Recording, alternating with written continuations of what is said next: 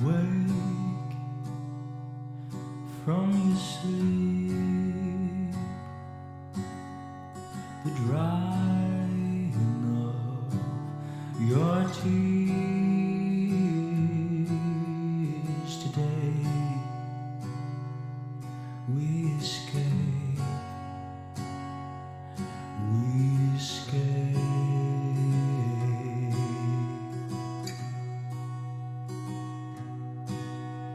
Pack and get dressed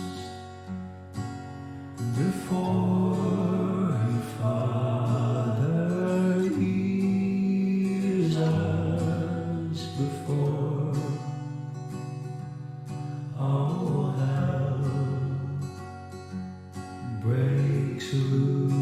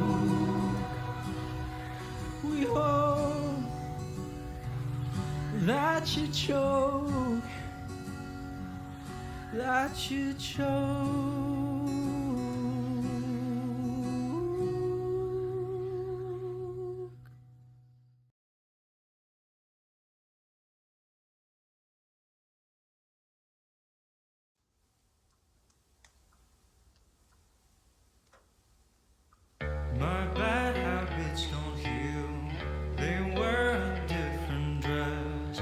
I'm coming down with something, I lost my own respect.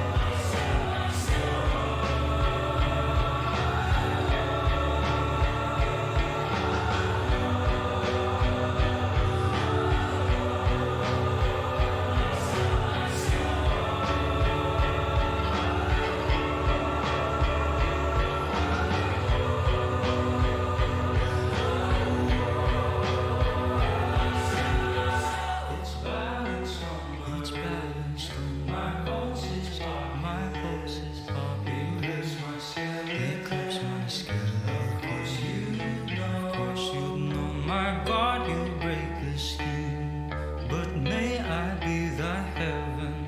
Will you take my sickness while I deprive you of your health? I bend my fingernails until I taste it cold, so my body remains, but my purpose just stopped. My habits wouldn't heal. I had to have killed God, and my body remains, but the person is gone.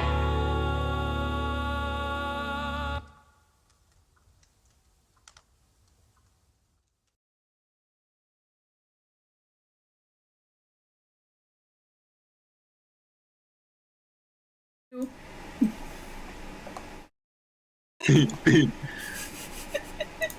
my god, she didn't do the throw into the frame thing bit today. Hello, everyone. Welcome. Welcome to the bean. Welcome to the bean. Bean. Welcome to bean. Bean. Where I guess it's bean time. It's fucking bean mode. We're bean maxing here today, just for you all. Bean maxing. We'll figure out what bean maxing means in just a fucking second, I suppose. I guess. So allow me to let's go through introductions and then let's go through the bada bing, bada boom, bada bing, bada boom, motherfuckers. So starting us off today is me. I'm Bean.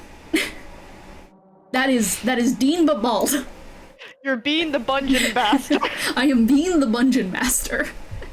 I'm a little bit balder than I was before, which is something. Actually, maybe this music is not good for us just introducing ourselves. Totally not we're not starting off with weird horror music. Are we? I don't think we are. Let's just start with something that's totally normal, like Little Nightmares music instead. And let's get a question of the day going as well, because we have a fair number of us, and I don't know. I don't fucking know.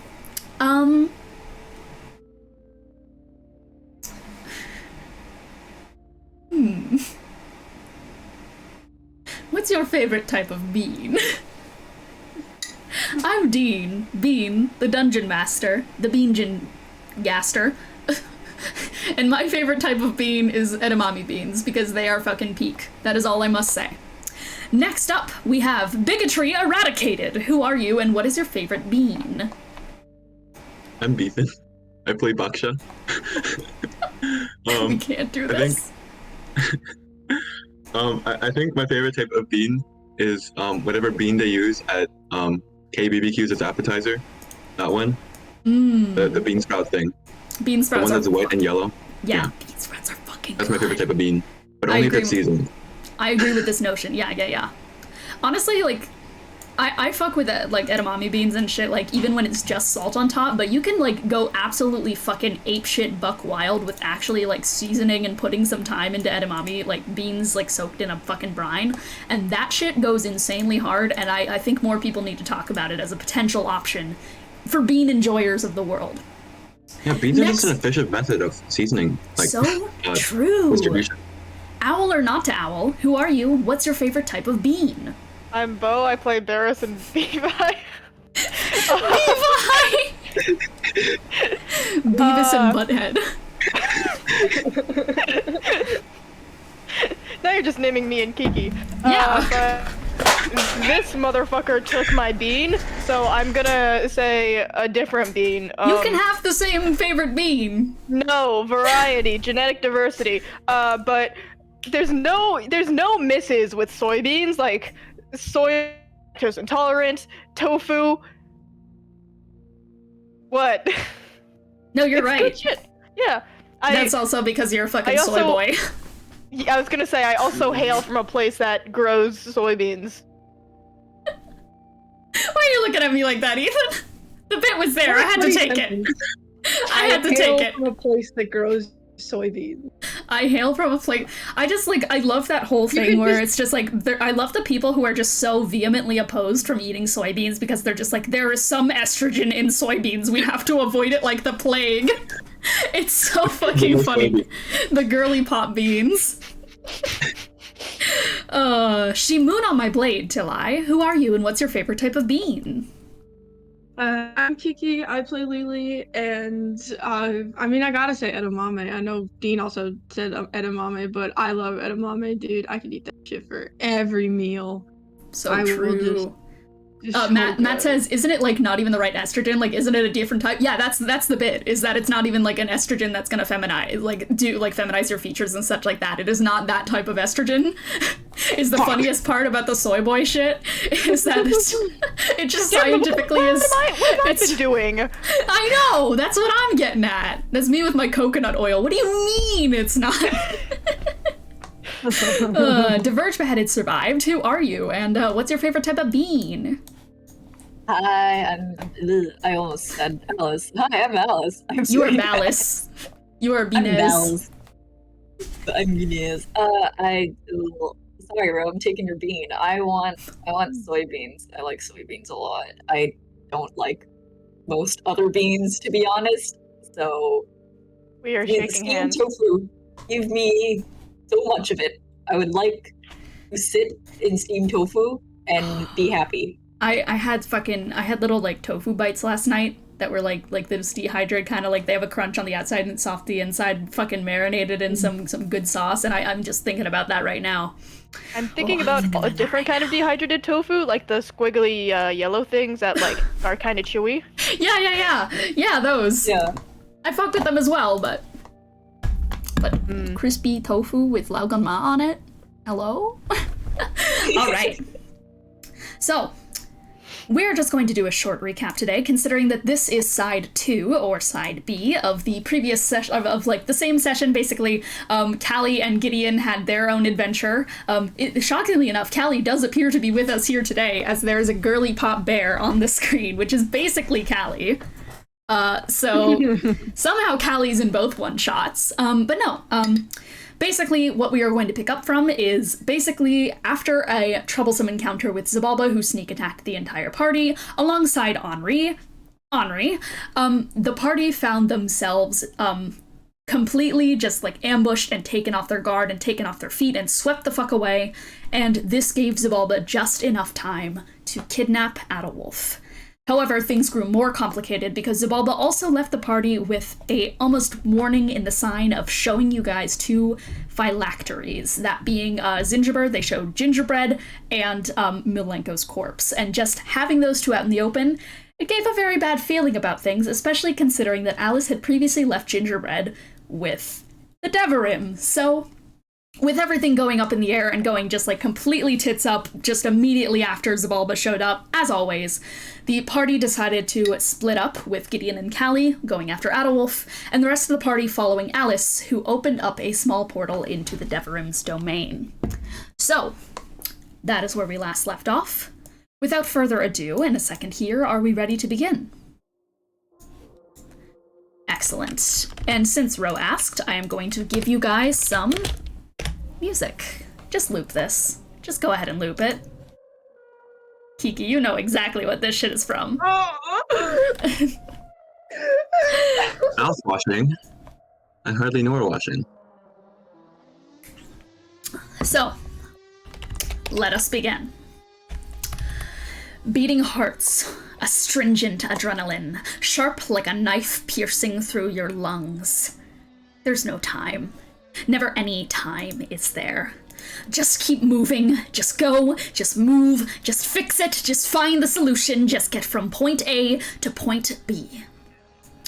The rush to figure out who is going where feels tantamount to an imperceptible miasma. Spells handed over, heels skidding across the floor, legs moving, and everyone going at 1,000 miles a minute. At the head of the pack, with not a moment of hesitation to be found in any of her limbs, is Alice, leading us into the fray. It is a gruesomely forgiving experience to be able to weave your psionics without pushback. To feel the way that you've settled in step with that thing. The lack of resistance in your many hands that comes from pulling apart the void of space-time to make way towards the Devarim is itchy, it's irksome, it's god-awful and a brutish thing, like when a sickness grants you a dejected numbness at the worst of its stages. When it shields you from the pain because it's just so deeply entwined in your being. Alice, I don't even think you know who is following you. I don't even think you want people following you. You just go. And it's a clinical thing that all of you pick up on. Yaksha, you see the way that her body shoots and moves around with the precision that you take when you're sculpting your clay.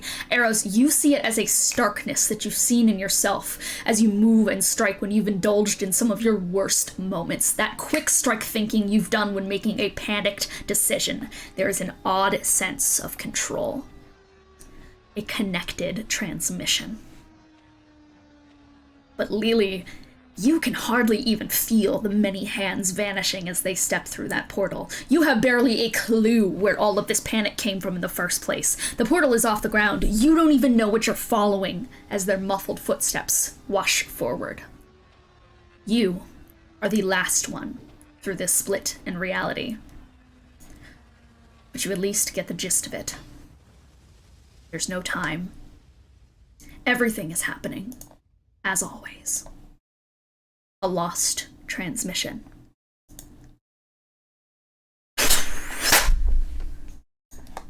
You guys step through Alice's portal. You can change the music.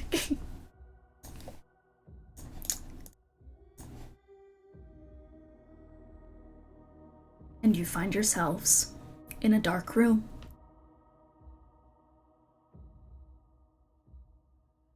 What do you do? Devarim? Devarim. There's no response. But you are in the Devarim's room. I get to look around, maybe perception or investigation or something. So that's I'll also Yeah. go for examine a things. perception. All right, let's get some perception checks Yeah. going. That was a roll. a good idea. 25. That's 5. 30. Put him in rolls for me. Oof. Okay. We have dirty 20 from Aros, we have 25 from Alice, we have 33 from Yaksha, and we have a 9 from Lelee. So, let's go with what everyone else can see. The Devarim's room is ripe with screens. It was the last time you were in here too, like the hollowed interior of a flesh-laden tree. The monitors are put together not of liquid crystal and LCD display, but of something much more analog. It's more like a pixel display that is made from spirals contorting at the right frequency. Last time you were here, they projected displays from her safe haven. Body is perhaps the word. Now, well, you can hardly make out what the screens are trying to show, but I think you're able to, with all of those high perception rolls. You see that the screens are displaying pulsating laparoscopic imagery. Each pulse of an organ is ripe with just a small, twitching hiss. And it's hard to tell where things begin and end, just sheerly because it's being eaten away at in an unnatural way. Like it's a conscious, undying decomposition. It's a spiral. The entire room leads forward to the back, where the Devarim's chair/throne once was. There is now just a blasphemous warp. No long gown of flesh wrapping down towards the floor. It's just an adeptus sinking lesion. With a 25 and a 33, Alice and Yaksha, you notice a little bit more on those screens. There's a pattern to the flickering. It heartbeats as a ring around the room, each screen flashing one at a time. And the noise kind of follows it around. Lelee, this is the only thing that you can even perceive in this, is the heartbeat sound that is spiraling around the room. Yaksha and Alis, you notice that every time the beat hits the screen closest to you, that the image changes from laparoscopic imagery to something different. That being an image of a small kid with a sword gripped by the sharp blade edge, a mouth stitched shut, and the sword glowing with this electricity.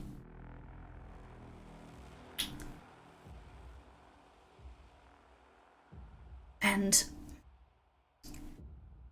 you see every time it makes that beat that the eyes of this kid in that image are following you.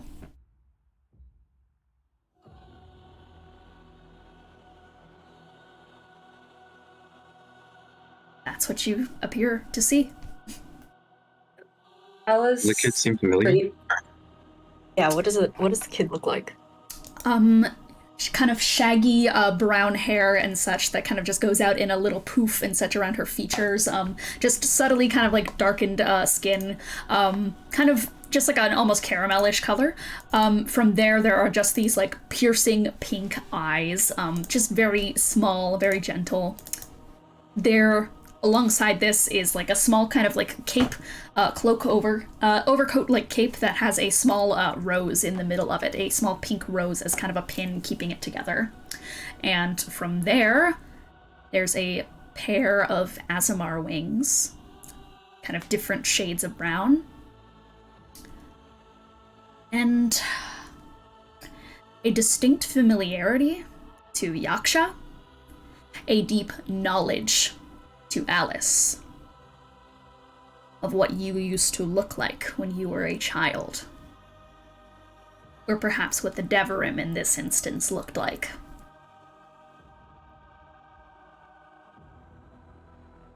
Seen that kid before. Alice is just sort of frozen, staring at it. Alice, you must know it too. What this means.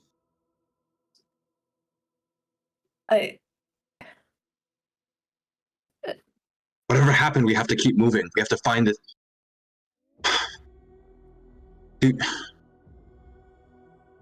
She's looking at us?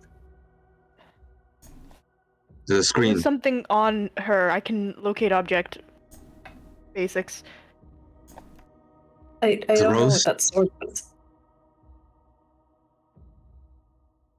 Lelee, there's a screen displaying. It seems like a got it. Alice right now. Locate Got object. it. The Gotta rose. keep moving. Yeah, you are going to... So Lelee just kind of crossing your arms, just still unable to parse what everyone's getting at, but now at least you have a gist of what is in the scene. Aros, you are going to locate object onto the Devarim's rose brooch? Yes. Okay. I believe you have enough of a baseline to know what that looks like, because you've seen it before. You've seen the Devarim before. I don't know if you, the row, were at that session, but the Aros was indeed there. So you've seen it up close within 30 feet at least once, which you absolutely have, so you close your eyes. A small, from kind of your chest, the flowers slightly part out of the way with an uncomfortable, like, and a small little cat's paw is going to out and points towards the spiral in the back of the room.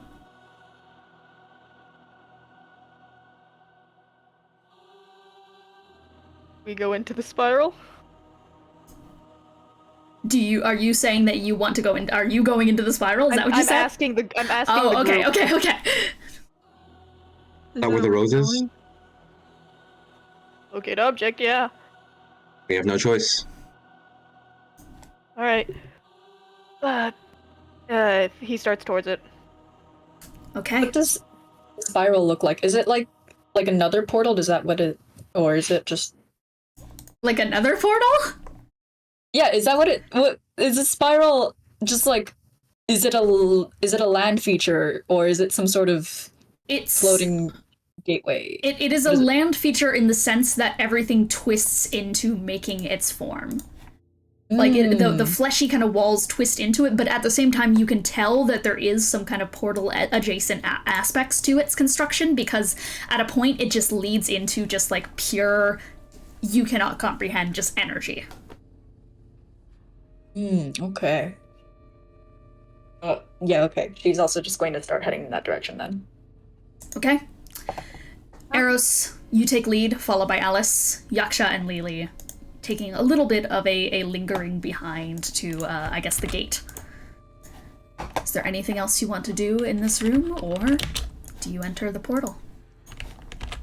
There's nothing else we see, right? Nope. Just what I gave you.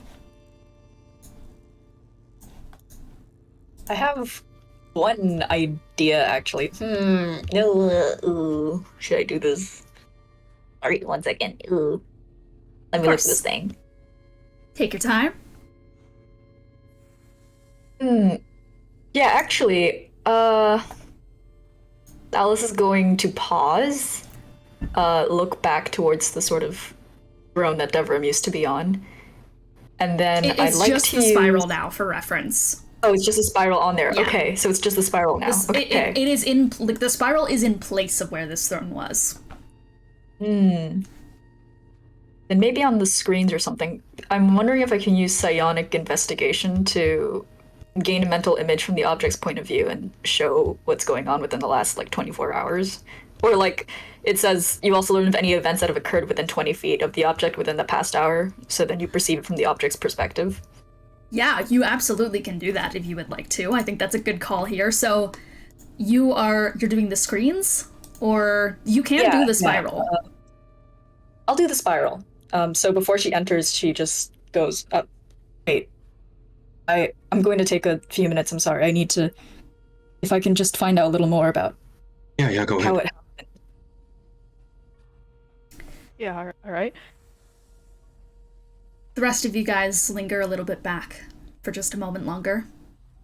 As indeed, Alice, you don't take a breath, you do not breathe per se, but you slowly just kind of like pull two of your hands into this small little line and stretch it out and open them up across like the eyes that are here to kind of like have them slightly change their pitch and hue as you change you change once again your psionic discipline towards that.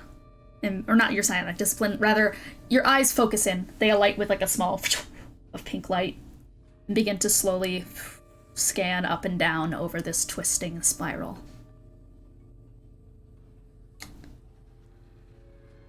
And the first thing I think you see as the time twists back on this object, for the sake of everyone getting a glimpse here of things, we're going to say that you kind of outwardly project the image of what's happening here to the rest of the party. So it's as if a kind of hologram-ish figure goes over top of what was like this kind of landmass, and it restores what was once there, which is indeed the Devarim's pure, just former room.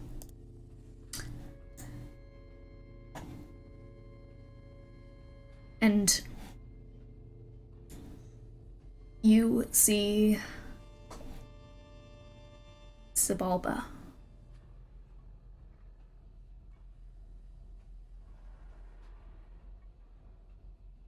The stark, kind of gaunt figure, skeletal in frame, long bone mask.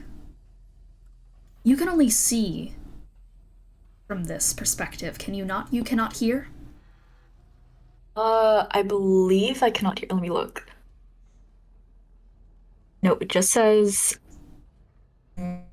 you see and hear such events as if you were there, but you can't use other senses. You see and hear. Yes. Xibalba communicates with psionics and telepathy, so no, you don't. That's on me for thinking of that. So you see atop the throne, partially dangled across it, just kind of fully draped over it and just hands pressed into face, the long, outstretched and gruesome form of the Devarim. And this is a hologram. So Lelee does not get to see it, but Xibalba appears from where behind you, from where you guys first entered into this room, kind of just appears up. And I'm assuming you all make room, step back, even though it is just a visage. But you watch just this horrible moment as the figure of Xibalba walks just right through Lelee and towards the Devarim. Immediately, there's this quick, no, you aren't supposed to be here. How did you get here? A buzzing silence, uncomfortable in its length. No, she wouldn't do that. She wouldn't. Her form wrapping tightly across the stuffed animal. Another pure, static moment of silence. She didn't know, though. She wouldn't have known. She wouldn't do that. You're not me! You're not her, and she's not me, and we're different!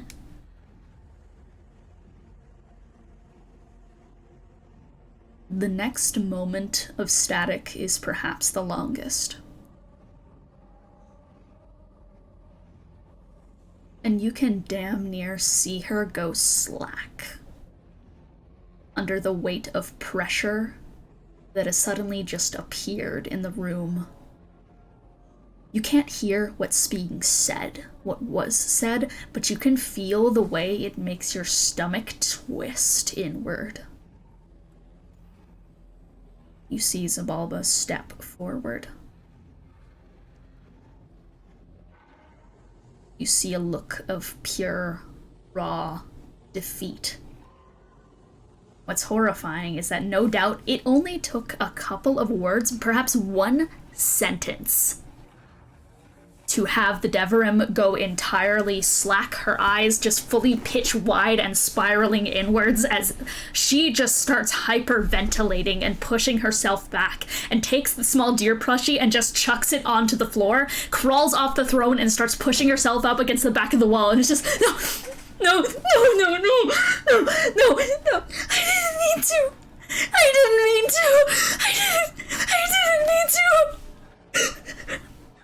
Another silence. Sobbing is the only thing that you can hear at this point, as there's just a continuous I'm sorry.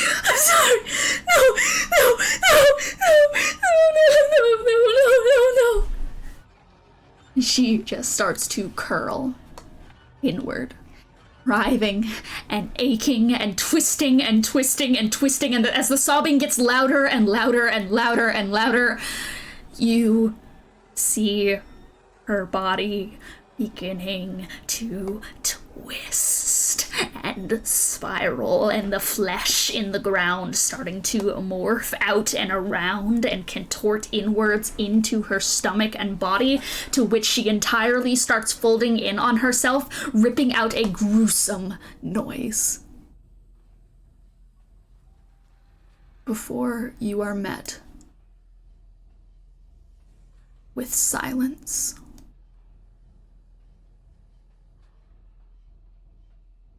And Xibalba simply teleporting out of the room with gingerbread.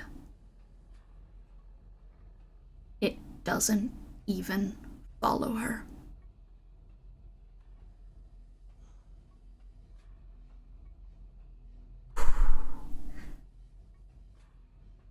The visage passes.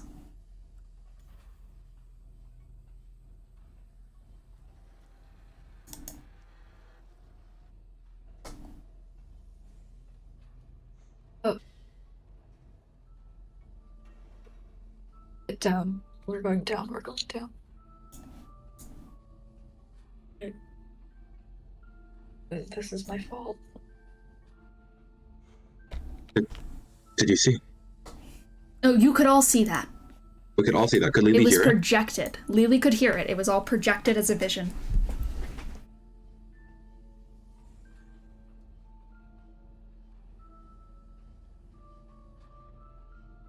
Let's go. Let's go. Alice, with us.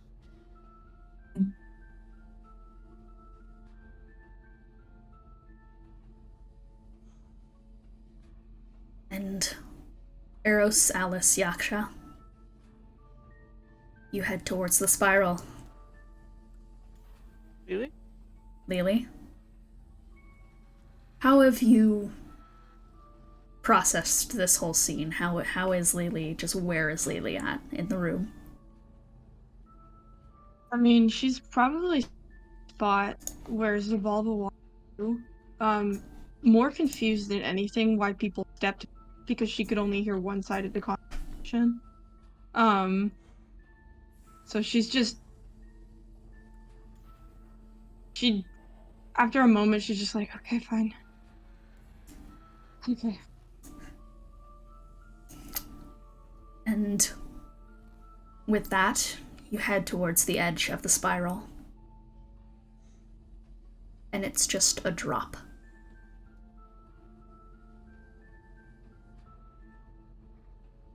Do you take the plunge? That's always land on their feet.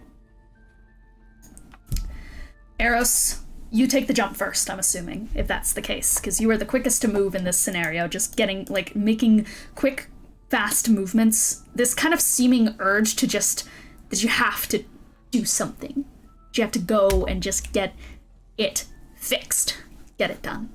So you make no time, no time is just, discarded at this point. You're kind of tail swishing behind you as Aros just takes a small, jump up into the air and just dives down the spiral. I will We're say, just jumping down there? if it was any help with the Xibalba vision, assuming Lelee could feel, Lelee can feel heartbeats through tremor sense, or something similar, yes? Yeah. Sometimes. Depends on proximity and how Lelee's doing. Yeah, She's Aros also- has... Yeah. Yeah? Aros has been consistently, the most terrified of Xibalba, so that probably could be, a clue in. With what heartbeat? Ah. Ooh. Aros goes in. Yes. Aros goes in. Alice, I'm gonna try to hold Alice by whatever shoulder she has or something. Alice, listen. Wasn't your fault. Xibalba did this, okay? I need you to stay with us. We have to keep moving to stop whatever it's planning. If that's what you think. I'll Alice. believe you for now. Said you have a plan, right? I have an idea. Let that keep you moving, I will. and then I'll jump in. Yeah, and I think honestly, will- just style points, Yaksha, you just kind of let yourself fall backwards. I'm going to start sprouting my wings, Mhm. and then turn to Lelee. Do you want to climb on? It's just a hole. There's nothing down there. You can hold on to me. I won't let you fall. I'll believe you. Right? I'll hold your hand. She'll just kind of if Alice lets her just climb into her arms, just okay. Yeah. Alice holds her very tight, although her own hands are a little shaky, and then she flies down with bestial transformation wings. And you all descend. It's not a long fall like you might expect it to be. Instead, it's more like you hit a threshold and suddenly everything just changes. There's a pinching sensation that's kind of, it tugs right around this area of your chest, and you feel your entire body just kind of fold inward and then outwards once again into a new scene. As you touch down, the sound of beating reverberates so heavily around you that it makes everything move with each thump. But even then, it is so all-encompassing that you can hardly tell that the place around you is pulsing. You are standing on flesh. You can tell by the way your feet sink into it, well, all besides Lelee currently being carried. And it is like pressing and prodding at your own skin. There's a slime across the interior, a thick lubricant that doesn't feel like blood or bile. It doesn't move correctly. This empty, blackened fluid, it doesn't follow the path of least resistance. In fact, it seems to do everything in its power to achieve the opposite, crawling up and around the tube interior of the tunnel you are now in, dripping with small drops of grotesque fallout and coiling like an Ouroboros around itself. Before you, the tunnel leads off into darkness.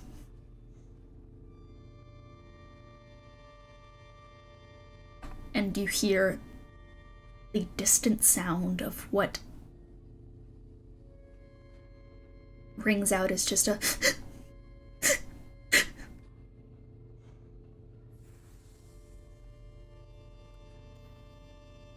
Devarim. Alice is going to crawl forward at a relatively fast pace. Devarim? Are you there? Do you still keep Lelee in your hands? Yeah.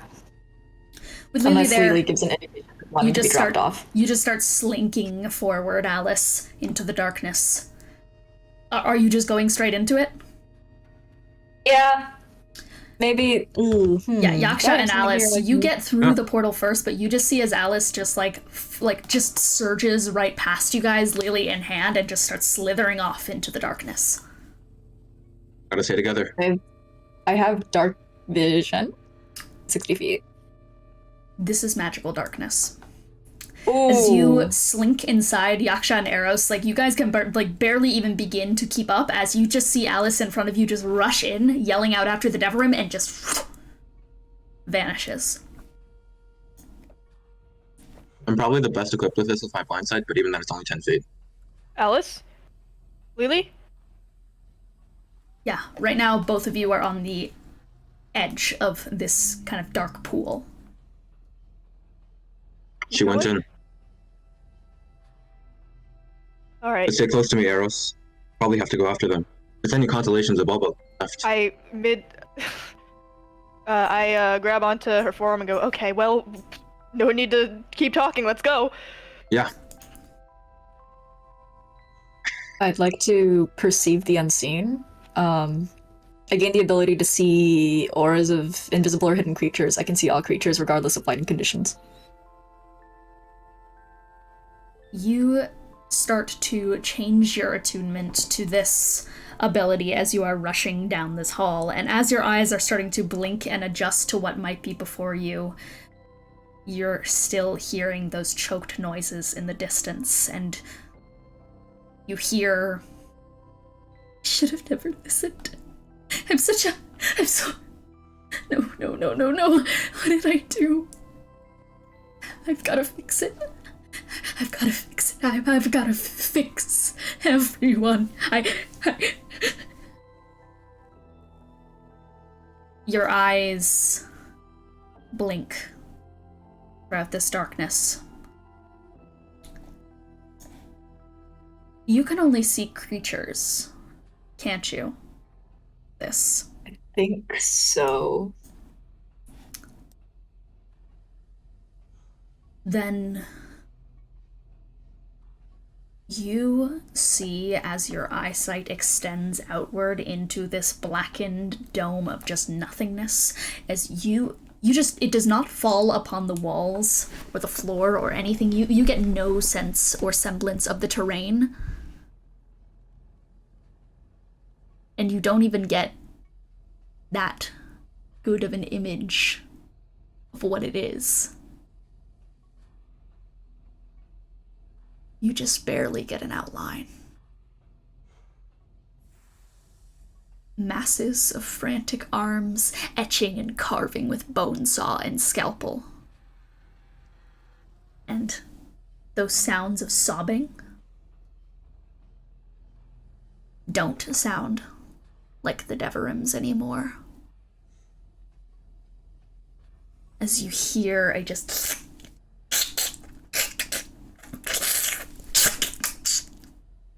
these wet noises of something being etched into sharp sobs and then splatted against the ground. You should have never been here, trapped in these infected walls.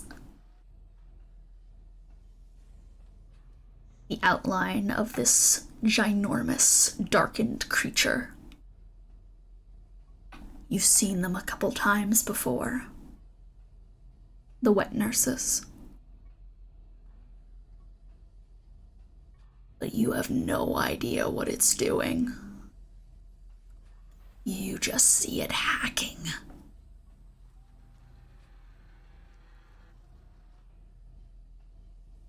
I'm going to lightly set Lelee to the ground. I'm gonna stop moving and lightly set Lelee to the ground so that she can tremor sense. What's happening? I think there's a wet nurse up ahead. What? There's magical What darkness. I can't tell. I see with tremor sense. Before we get to what you're seeing with tremor sense, Alice, what do you start to do? And such as you set Lelee down.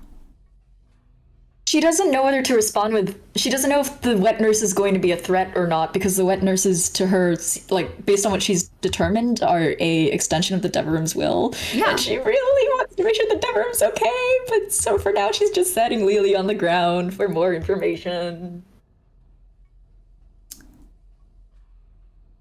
Lelee, you are set down onto a stomach and rib cage which crunches under your feet. What is this fucking place? What the fuck is... And you hear, with those sharpened elven ears, once again just the sound of squelching. What the fuck is it? I'll get you out of here. You can't be here. Nothing deserves to be trapped within the emissary of a monster. I'll cut you out of here. I'm serious. What's happening? Remember him? You, Lelee, feel what the wet nurse is doing.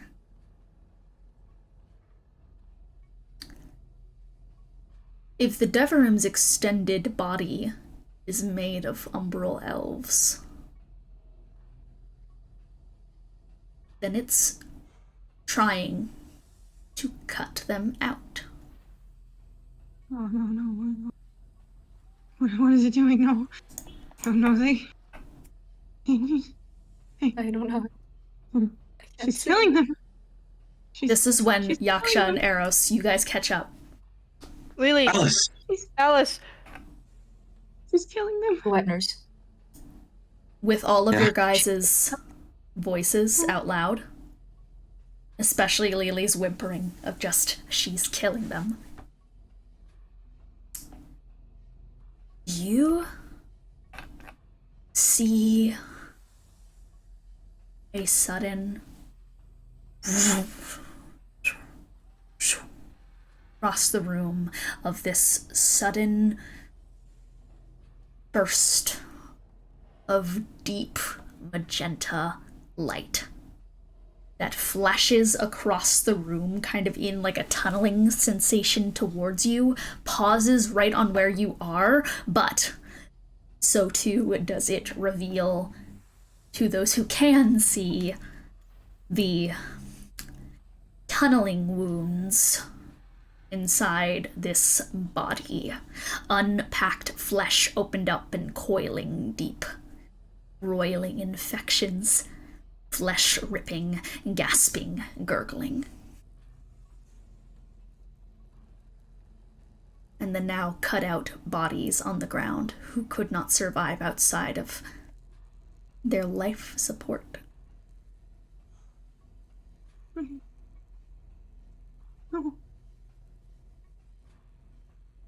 I'm not killing them. Okay, What are you- just slow down. Just slow down. You can't be here.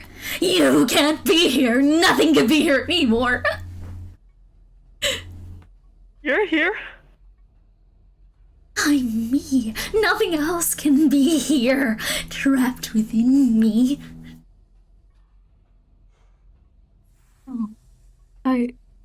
None of this is your fault. None of this is your fault. Please. Don't do this to yourself. Don't do this to them. Don't blame yourself for this. I can still fix everything. Don't do it alone. I can still fix everything. Can you? Look at what you're doing. I know what I'm doing. Nothing deserves to be trapped within the emissary of a monster! I got them out of here. And I'll cut you out of here, too. Told you you're a monster. It slowly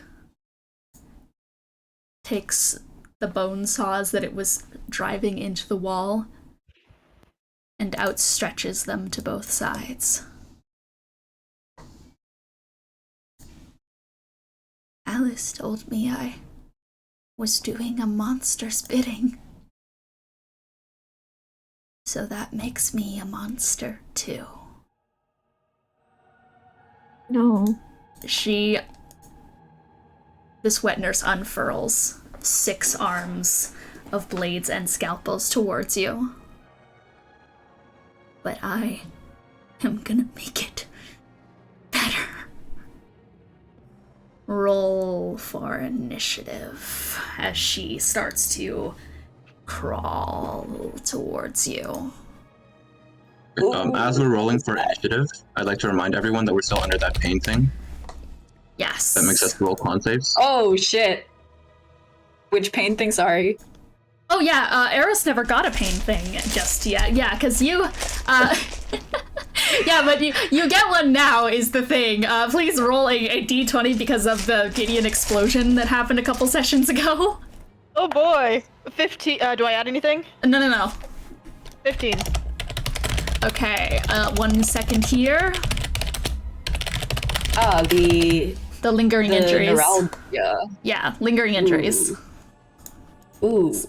Let me just go It's to gonna be the... like -5 to initiative, and I'm gonna have a 0. All right. Shit. Yeah. So your lingering injury is just blisters, severe blisters, disadvantage on dexterity checks. Let me just get that to you in DMs.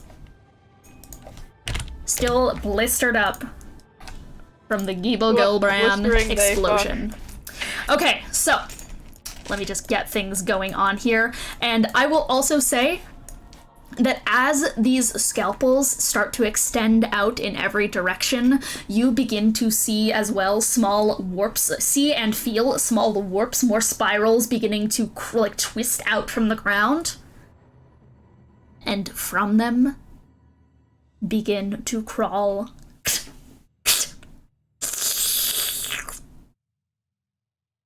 illithids. let me get the battle map. So, first in initiative, I need to put all of my initiatives in here as well, but let me get you guys your trusty, dusty little battle map, shall we? So, we've got this situation going on here. Rowan and Ines need to roll against each other. Rowan and Ines roll against each other. And we have, that is a 19 on the wet nurse. That is... Kiki, do you have the initiative? 1 second. I got it. Okay.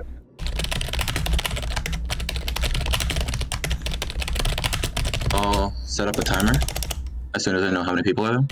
Yep, 1 moment, and then we will start things off. Is the music still the same? Is the music still the same? Nope, if you join on the stream, you should be able to hear the music I'm playing. Oh. There we go. It'll pick up in just a second, I promise. And roll against me, Ethan / Yaksha. Okay. 19 rollies. 19 rollies. Okay, you are going to beat me. Lost rollies. So, that is a 19 for the wet nurse, 10 for Illithid pink, 9 for Illithid red, and 18 for Illithid yellow after Yaksha. So, when we get that all sorted out. So, Lelee, all right. The red one in the orange. Without further ado then, as the room is lit up before you and the wet nurse unfurls these kind of deep, gross, dripping daggers that are now dripping with what you can likely tell at this point is Umbra. Lelee, you are the first in initiative. Fuck, man. There's one behind me, right? There is one behind you. You feel a twisting sensation behind you as well as you start to see, like you start to feel these antlers pushing themselves up off the ground. So that is behind you. Feel free to do what you must. There is, like, very clearly an illithid thing behind you. Okay, fuck, man. I'm gonna hit it with my staff of striking. Cause... What, do I... Yeah, I'll do... Alright. Yeah, Twice so... I have extra attack. Yeah, so Lelee, just immediately, you... feeling the situation behind you, like your feet stamping on the ground, basically all of this battle map is just ulcers and cut out corpses at this point, and every single movement you make, you feel another shifting, and you can feel another organ settled beneath the basic aspects of this thing, and you, I think, are the only one who understands the depth of how alive this arena is. And just seeing, like, feeling this illithid behind you stretch and squirt out of the ground and push those bodies out of the way, you hear a slight cry and whimper out from inside the ground as it arrives up from behind you, and yeah, do you want to get in range? Just, like, one towards it? In 5 feet? Oh, yeah. Alright. And immediately you just, like, step around. I'd imagine you're being relatively careful on your feet given what you know about the scene around you. But yeah, what is going through your head as you strike? Oh, what is she doing to them? What is happening? And yeah, you just spin around with your quarterstaff and go to drive it into this thing. The lowest to hit is 29. Lowest to hit is 29. Okay, and that is all going to hit. Alright, let me roll damage. I'll be here for a sec. Of course, take your time.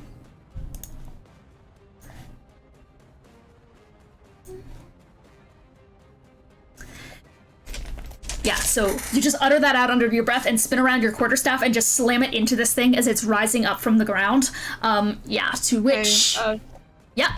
That's 50 damage total. 50 damage total, yeah, and you just, like, crack it across kind of its, like, cervidae head and such, and immediately a massive chunk of flesh is going to just, like, shoot off from the side, and this thing's dark, blank eyes are going to then just, like, crack up towards you to meet you, and you just hear in this low, kind of, like, awful voice that is also echoed out through multiple points of the room, because at the same time, all of the other similar, like, illithid bodies and such throughout the room say the same thing, which is... another umbral to be extracted. No, you don't touch me. You don't touch any of them. Please. And yeah, it just continues to make its moves towards you as you do a good chunk to it, but it just keeps going. So, is that your turn, Lelee? Can I key point dodge? Because Key point then dodge? that just Yes. I have disadvantage on dex, so I mean maybe that'll give me just flat roll. Yeah, gotcha. Key point dodge. So you are currently Okay. dodging.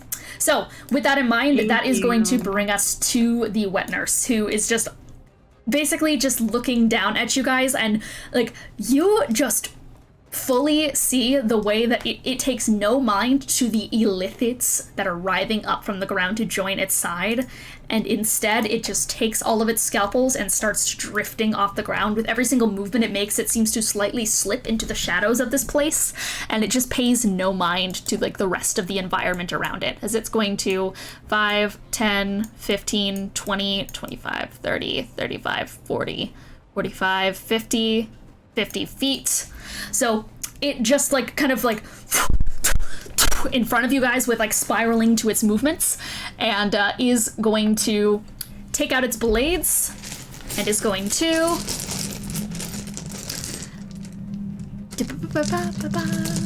and I'm going to multi-attack onto I'm gonna multi-attack Alice. So lowest to hit there is going to be a 22. I believe those all hit Alice. Yeah. Okay. Can I use my reaction to melee attack it? Yes, you can. Absolutely. Are you in range? No. No. Then So no. then, That's so the then, best I got though. so you do your best. I think you are like trying to get close enough, but this thing is just so massive and so spiraling in its appearance that it's like it's incredibly hard to like find a place to get purchase on it, as its like massive appendages just reach out with like a ridiculous amount of length and are going to take a bunch of scalpels and just drive them into Alice. So that is going to be a total of, so all 4 of those hit. So that is going to be 64 points of slashing damage. I'm gonna use my reaction to half that damage. Yeah, and as they carve into you, it's just, it will be fine. You just need to go, and then it will all be fixed. I can't do this alone. We're gonna try, but it's not gonna work. I'm telling you. You're not alone, Alice. And it is just going, like, I think its entire body just continues to stand stalwart there, just like looking far deep off into space. So that is the wet nurse's turn. That's all it's gonna do, is just drive those weapons into Alice. That is gonna bring us to Yaksha. You're not alone either, Devarim. There might be monsters here, but it's definitely not you. And I'm going to attack. Let's see. Illithid. Purple. Okay. Okay. Or pink. Is it pink? It is pink. Or Foliodonna. So Bella you can are. hear all of this. Yeah, Bella can. So you just like slide over towards this illithid, and as you are doing that, I think from behind you, the wet nurse is just gonna go, "And what do you know about monsters?" I was one.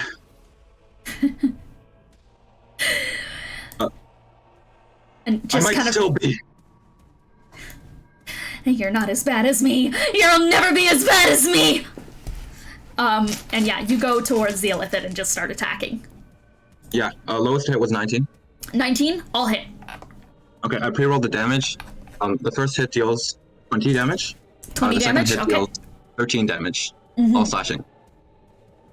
All slashing, yep.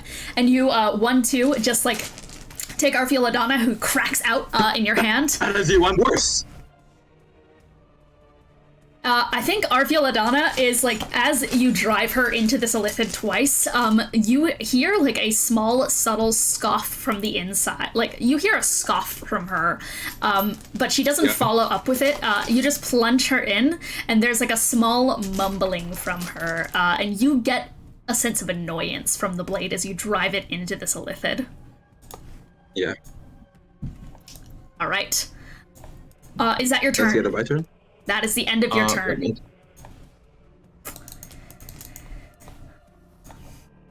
By the way, the damage you said that the wet nurse originally dealt was like 60 something. What was the 60? It was 60... It was 64. 64. Okay, halving that then. Okay. Yes. All right. What is that? Your turn, Yaksha? Yes. Okay, so it is time for this Illithid's turn. This Illithid is going to... This Illithid is going to stay back and is going to... It's going to impose a wisdom saving throw on you, Yaksha. Okay. Let me just do that.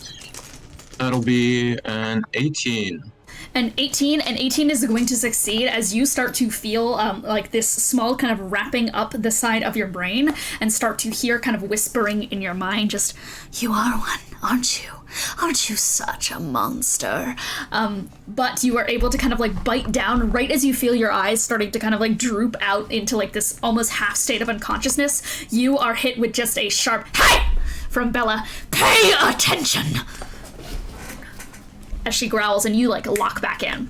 However, that is going to be the first thing it does, and after that it is going to almost just like slip in time and is going to right between Aros and Alis, and is going to, as it teleports, that is a force rift. So everyone who is within 20 feet as it teleports is going to take some damage. Yay! That is going to be everyone. So I'm going to need everyone here to make me a strength saving throw. I'm good at this. Yeah, that is. Apparently, I'm not that good at roll those. twice. I'll put it in rolls.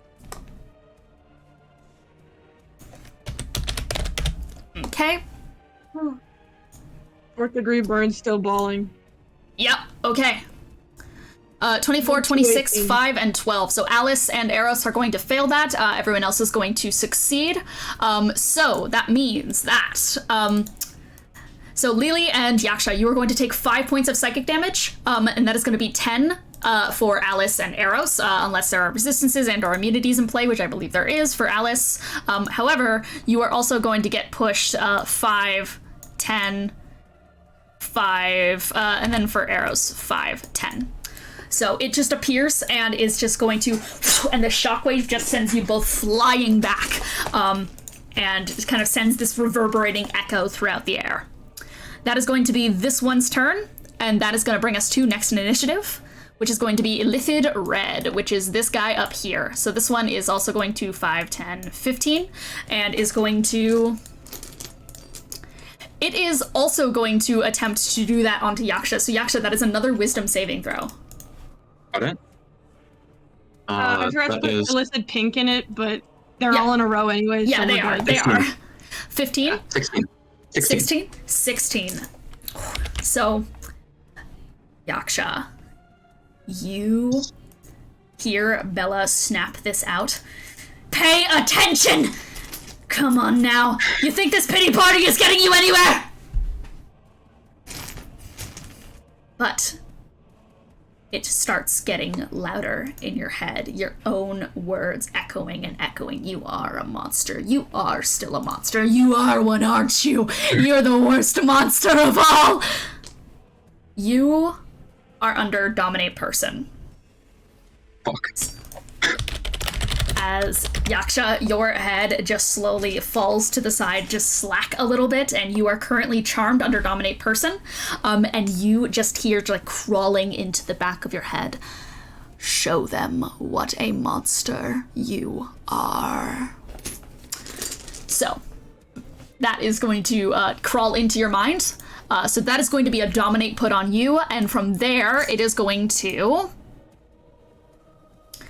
Is gonna fold space onto Lelee. So, Okay. Lelee, I need you to roll strength saving throw. Oh boy. I got 2 rolls in a row again, but it's not good rolls. That was that's a 12. That's a 12. Ooh, yeah, and with one hand just like gripping into Yaksha, the other one it is going to take you and you feel your entire body just reverberate with this shockwave of pressure as it kind of crunches you inward, and it's only going to move you, and it's going to pull you back up here towards it. Just, you feel yourself pulled through space, and immediately you are just like struggling to reorient exactly where you are, as you are going to take another 10 points of psychic damage as well. And sorry, Jean, question. Yeah. Is Dominate Person's duration extended from 1 minute? Yes, 10. 10 minutes, okay. So, that is that, and that is going to bring us to, that was Illithid Red, and now it's Illithid Pink. Yes. Okay. If that's the case, then this one is going to... This one's going to go over to Aros, so that is going to be 5, 10, and you do not get the opportunity to attack at Yaksha because you are not allowed to under Dominate Person. That is part of your commands. So this one is going to go over to Aros, and these like clicking appendages are going to reach out and try to grab at you and start tearing at your chest. So that is going to be double multi-attack here. 13 does not hit you. Me? It does not. No, Aros. Aros. Does a 19 hit you, Aros? Yes. Okay, 19 hits. So, Aros, you see as, like, one of these appendages, like, it basically takes its antlers and it lowers them towards you, and one of them just, like, twitches out and goes right for your chest where all the flowers are. You manage to dodge it out of the way from one hand, only to be clipped by the other, which starts to draw blood and such from you that slowly starts to seep down. You are going to take 16 psychic damage, and you are grappled as it just reaches into your chest and just... So... You are now grappled by this thing.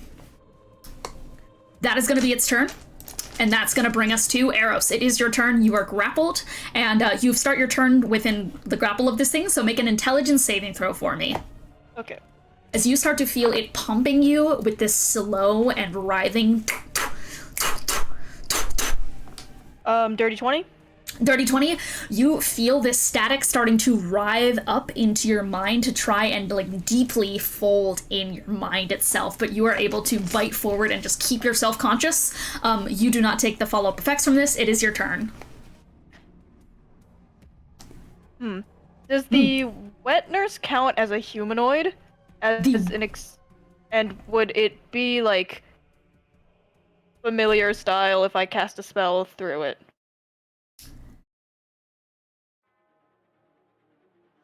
Does it count as a humanoid, is your question.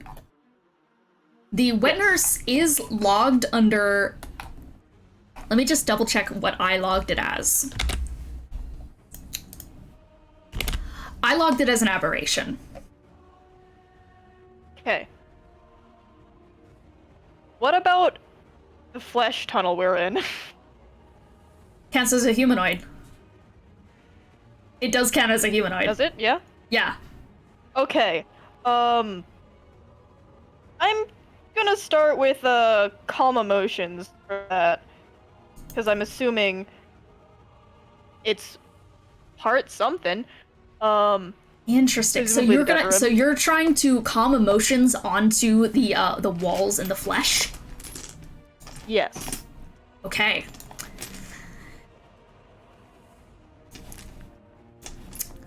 I think what he does is he pulls out he has his lyre in hand as per typical, and he plucks the few strained beginning notes of Dear Alice. And he just goes, "Hey, one tool to another. Can we talk? Just talk first." And you try to pluck out these notes, and you are going to get counterspelled by the yellow illithid. Yeah. What level? It is gonna go, it's level 4. God, I don't remember how counterspell works. If it meets calm emotions is what level? Second. Second level, then it automatically wins, even if I didn't upcast it. Ah. Counterspell breaks level spells under 3rd level. So yeah, cool. It just like reaches a hands out and snaps its fingers, and the one that is still burrowing into your chest is going to reach a hand up towards you, and is gonna like grip you and such by the chin, and it's just gonna go, "No, everything is working as intended. Oh, fuck off. And that is going to be Aros' turn, I believe, because that was, yeah. Attempt at casting a spell, that's an action, unless you had a bonus action or anything else. No, that's it. That's your turn. Alice. So, can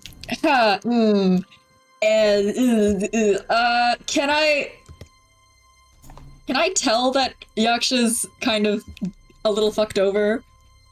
Roll insight versus the deception of the one controlling Yaksha right now, because Yaksha has not made a movement yet to, like, indicate mind control. Dirty 20. Dirty 20 versus a 24. Nope, you have no idea. Oh. You're too lost in the sauce, and it just looks like Yaksha is a little bit startled from having gotten hit or something right now, so you don't know. Okay, let me see what I can do here. I had like a couple of plans, and then I lost all of them. Amazing. In my defense, I'm. My apologies. My apologies. These elephants. I'm like looking at my weapon. I'm like, I don't think much happens if I can sew their mouths shut. I don't. They don't have mouths. They're kind of just they're just weird deer things. They are just weird deer things. What if I could oh, wait, sorry. Let me look at my two things. I had two things I was looking at. You know what? No, I was gonna. Sorry, I can't recognize these names for some reason, and I'm losing my marbles a little bit. All good. To the concentration ends. Let's do. Okay. I already rolled my neuralgia thing, so I can make an action without it failing, basically. Gotcha. I would like Just to kind now of the concentrate. writing. Yeah. I'd like to concentrate on psychic redoubt. Basically, everyone. I'm gonna choose everyone. So Yaksha, Aros, Lelee, you all have resistance to psychic damage and advantage on intelligence, wisdom, and charisma saving throws. Woo! Very strong for this. Yeah, that's good. That's really good for this. So. Yeah, I don't know if I can do anything else with my bonus action. What was the first bit besides advantage on intelligence, wisdom, charisma? Resistance to psychic damage. Got it, thank you. Whew. I don't think there's much else I can do, so I'm going to use my bonus action to switch my psionic focus to Mantle of Command, and I'm going to leave it at that. To Mantle of Command. Okay, sounds good. So, that is going to be Alice's turn. Top of initiative is going to bring us to Lelee. I'm fucking tired of this shit. Am I being grappled in any way, shape, or form? You are not being grappled in any way, shape, or form. You've just been teleported over here. Yeah. I'm just gonna attack again with my staff, because literally I've been teleported. I think you just, like, stumble around. I think it's incredibly disorienting to just suddenly be ripped out of space-time and just moved around, but you still feel in the lith around you, so you just spin around and go to just crack at its face. Oh. Okay, well, the first one definitely failed. Because it was a 16. I don't know if a 16 hits. 16 does hit. Oh, it does. Okay, well, then both hit. Meets and beats it. AC mind. for all of these three is 16. Okay. Let me roll my damage. I need to pre-roll things, but I keep getting swapped around the map, so I just end up sitting here. Woo! Just moved right the fuck around. No worries.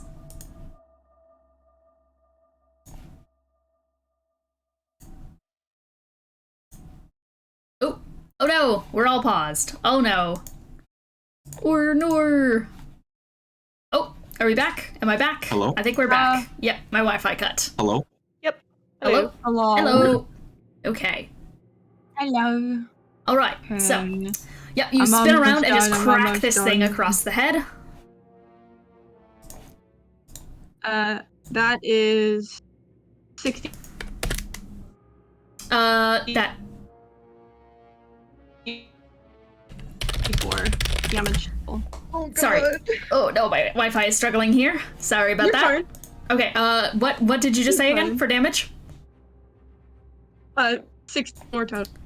Okay, 64 total. So, yep, you take this thing and just crack it across the skull, and just some, like, gunk and blood or something, or whatever the hell is in this thing's body, just goes spattering across the floor, onto, like, once again, you kind of feel the pulsating of a nearby, like, umbral corpse and such, who some of the, like, goo falls onto, and it just goes, like... It's freaking out. This whole place is freaking out. Alright, so... That is going to be your turn, Lelee. That is going to bring us to next in initiative, which is going to be the wet nurse. So, the wet nurse is going to continue its crusade of trying to just cut you guys apart, just get you out of here, because that's what it's trying to do, right? So the wet nurse is going to wet nurse is going to blade dance, and it is going to 5, 10, 15, so I can get there. 5, 10, 15. And it can't get anywhere. So it is just going to blade dance onto Alice. So I need you to make a dexterity saving throw, Alice, as it just like kind of rears backward, and all of its scimitars at once are just going to kind of like curl backward, its scalpels and bone saws, and are going to just lunge towards you. So, really bad news. That was a natural one.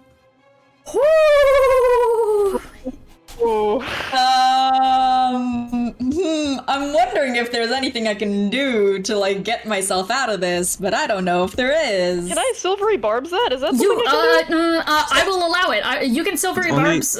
No, you can't. No, it's a useful only to make it worse. Only to make it worse, okay, yeah. What if I don't kind of save was it? really want to nail to the sky the wet nurse, it was a but- dexterity saving throw from Lelee for reference, Ethan. For Lelee? Could you, for Alice? Oh. Sorry, silvery barbs. I mean, It's only for worse. yeah. Okay. What if I nailed to the sky the wet nurse? I'd feel really bad about it, but I don't know if I like the You that can one. you can try. You can try.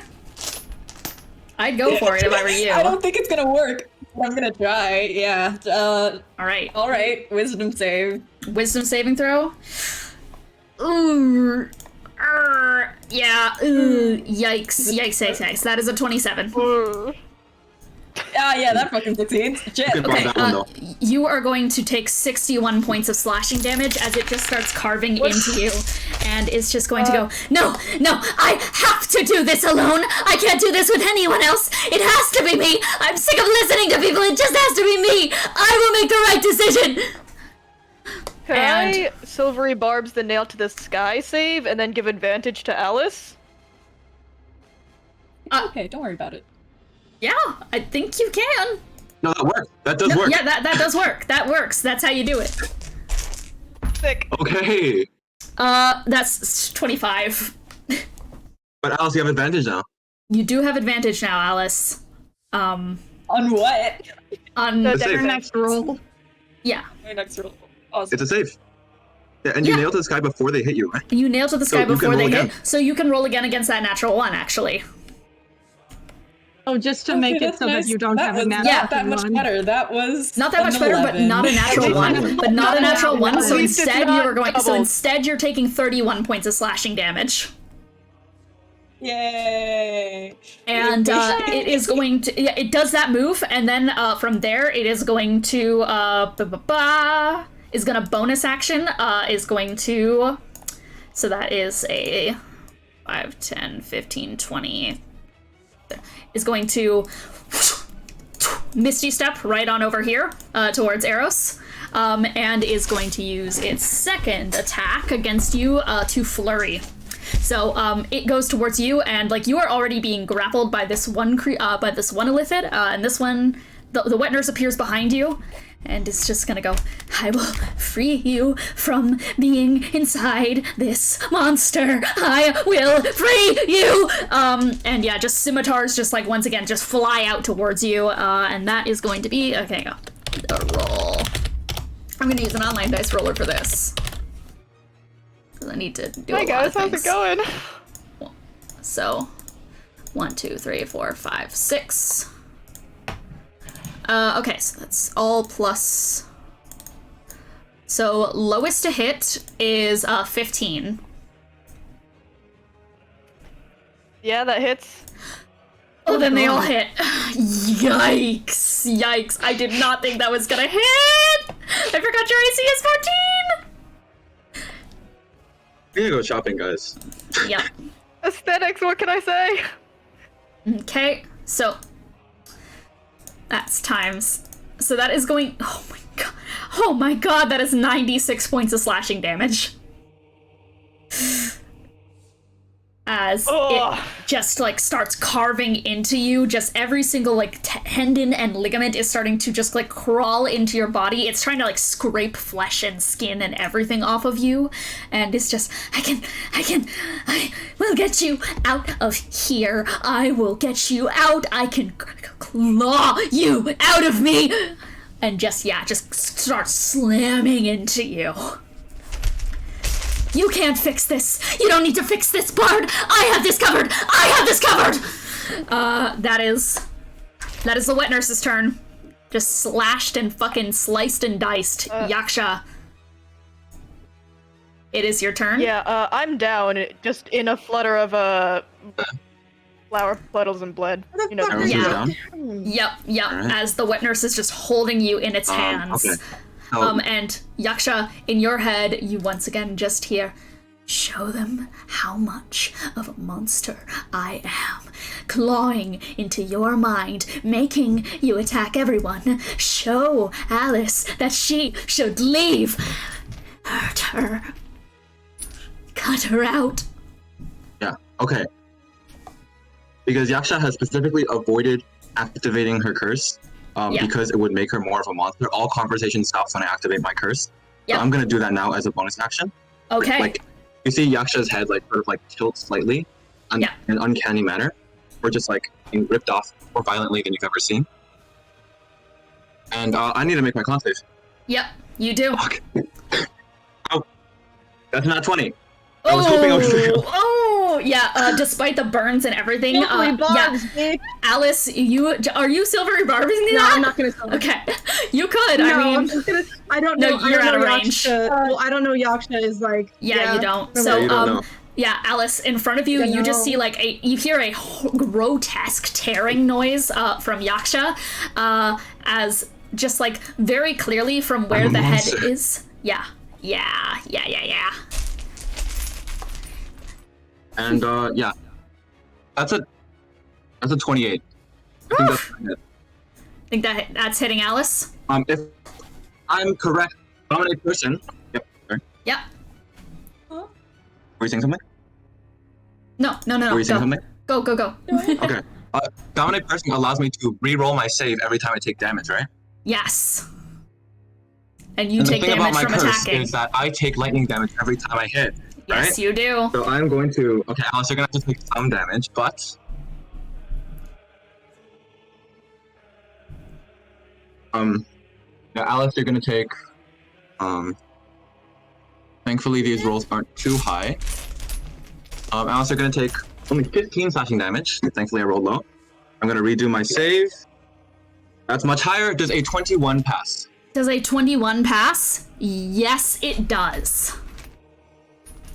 Then after the first hit that deals 15 damage. Hold on. And I'm gonna move. Can I move 3 to the left? Sorry, I think I missed what you said. Can you take it back for a second? Just from where, yeah. Take it back from, like, right when the So dominate Alice person takes it- ended. Yeah.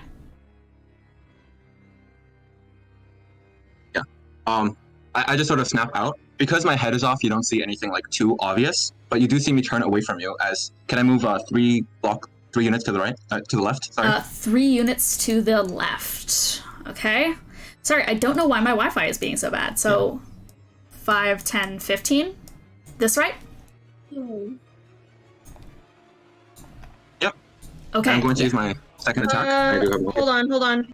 What's up? Stream might be down. Oh, shit. Ah! My Wi-Fi. Oh, shit. Yeah. Italysis can't be stream's happening. down. Streams Okay, while down? we troubleshoot that, I'm gonna pre-roll. Yeah. Okay. Yeah, pre-roll. Yeah, stream's down. I just checked. I know Ah! logically Dean's camera is off, but it's like nothing has changed. Let's see if we're back. Hold on for Twitch chat. The essence. Give it a refresh, see if it's up now. Ooh.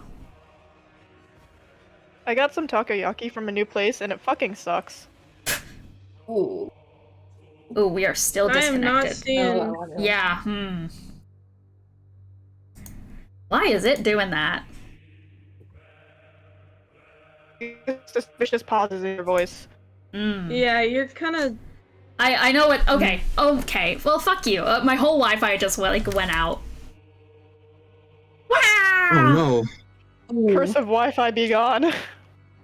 Okay. We might. Maybe it's good that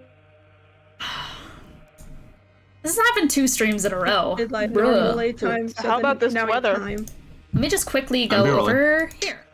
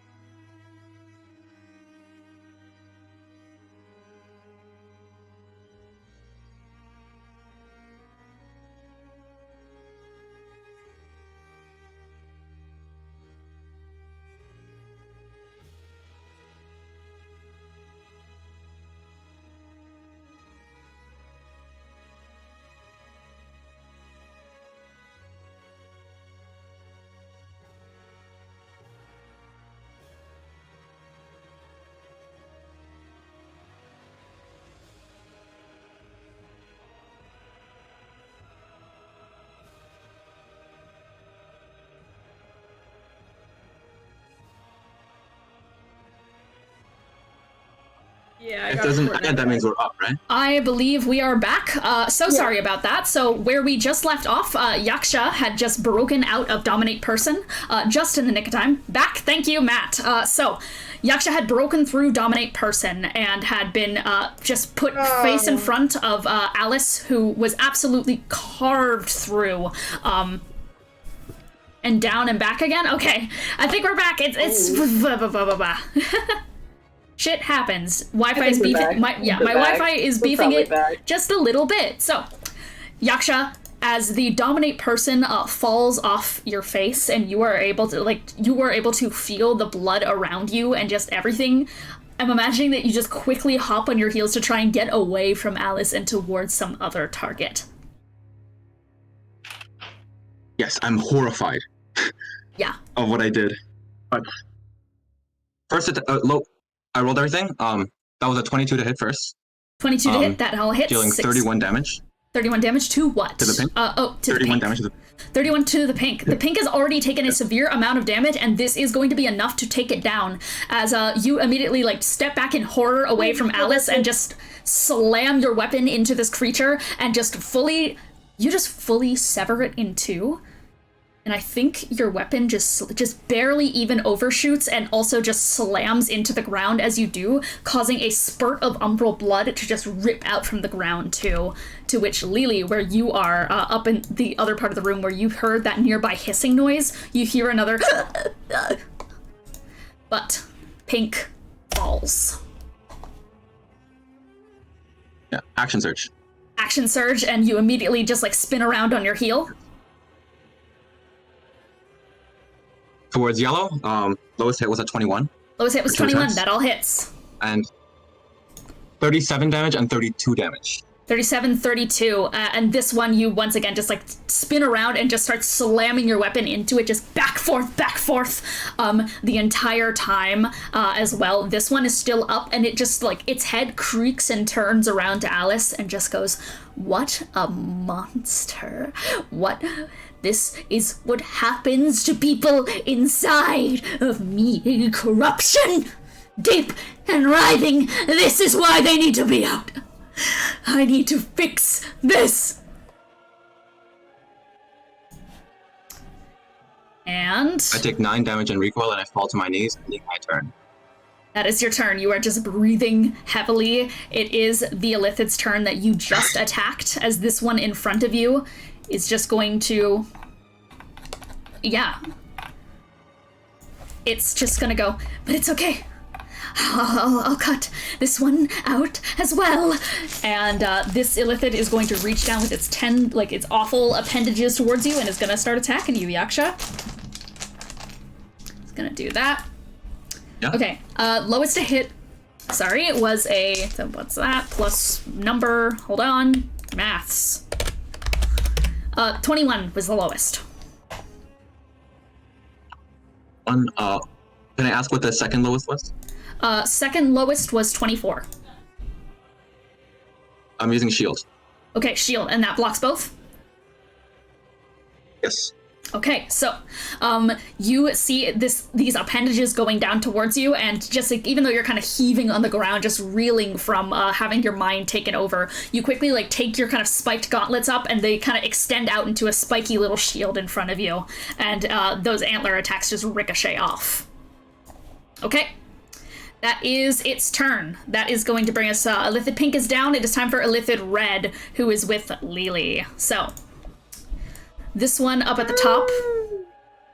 This one up at the top is just looking at you all funny-like, and is going to also start attacking with exactly what it was doing to everyone else. So, lowest to hit was an 18. Yay. Yep. 18 hits? Okay. All hit.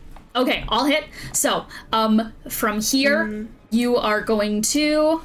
You feel as these appendages are going to rip out and just claw into your burnt and charred flesh and dig deep into those nerve ends and just start wrestling with you. That is going to be 15 points of piercing damage, and that was 8 points of psychic damage. I already halved that. And you are just grappled by it, as it is going to just hold onto you. And alongside the horns grappling onto you, 2 hands are going to reach up, and it's just going to go, I am going to fix all of you. And it's also going to mind blast you. So roll an intelligence saving throw. At advantage because you have my thingy. Yes, at advantage. Thank you. That's good because Leland's intelligence is granted. You're Alice. That is a dirty 20. A dirty 20, that is going to succeed. You take half damage here. Mm-hmm. But that is quartered because of psychic resistance. So you are taking 8 points of psychic damage. Ooh. As a small pierce goes into the back of your head, kind of like following alongside that comment of "I will fix you." You hear just like this slight kind of like wrenching words in the back as well. I will fix you because you will never be able to fix it yourself. And yeah, I need it just to fix myself, you chunky bastard. Yes, I do because you're broken. Aros, your turn. You are down. Buddy. That is a death saving throw for Aros. Go ahead. All right. Okay, 19. 19, okay. That is 1 successful death saving throw for Aros Schrodinger. And that is going to bring us to Alice. Your turn. Hi. Was I able to tell that Yaksha attacked me not of her own free will? I hit you and I walked away horrified. Yeah. Yeah. I think you can. Which is very interesting. Okay, I'll process that later, honestly. Let's see, I had magic command on. I am going to wait, hang on, let me check. I'm gonna command to strike, I think, yeah. So I'm gonna command to strike Yaksha to use, unless you have already used your reaction. I don't think you have, though. Shield. I've used it. The shield. Yeah, shield. Use it? Shit. Okay, never mind. I can't do that.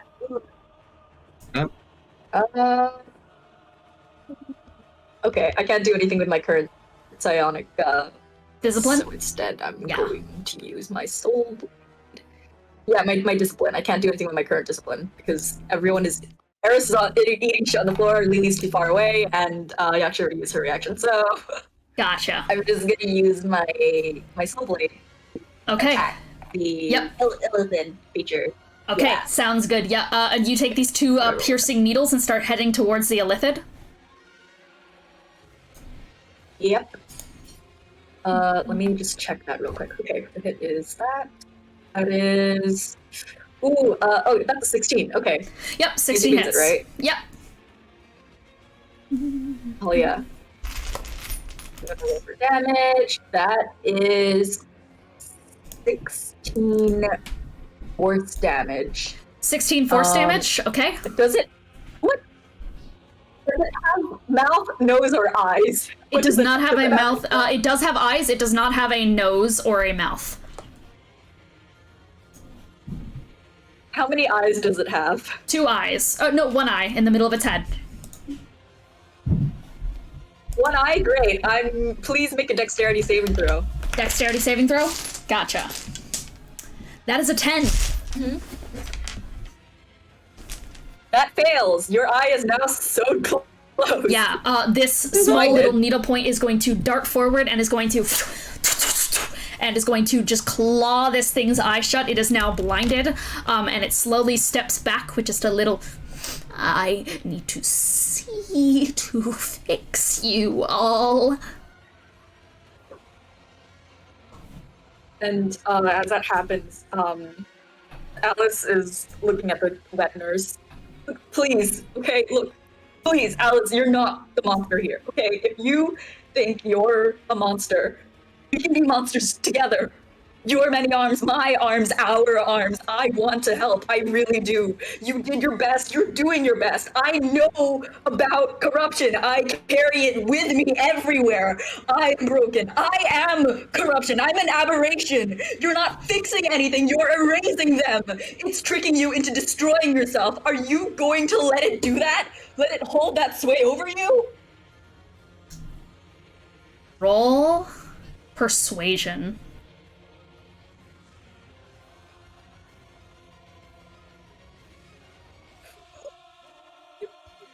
Higher than usual. That was an 18. Pardon? That was an 18. An 18?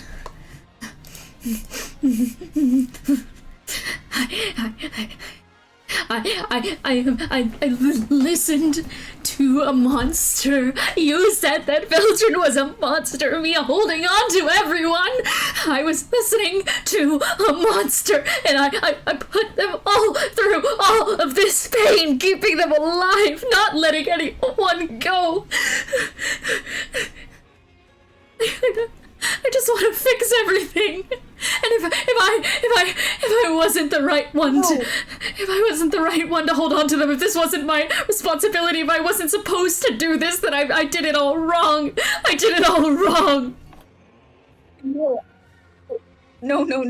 You did what you could. There was no right person for this. Nobody should have ever had to do this alone. I know. Really, I do. I listened to my Veldrin too. I don't know what to do. I know. I don't know what to do. I don't know what to do. I don't know what to do because it wasn't supposed to be my responsibility and now it is. And I can't fix it.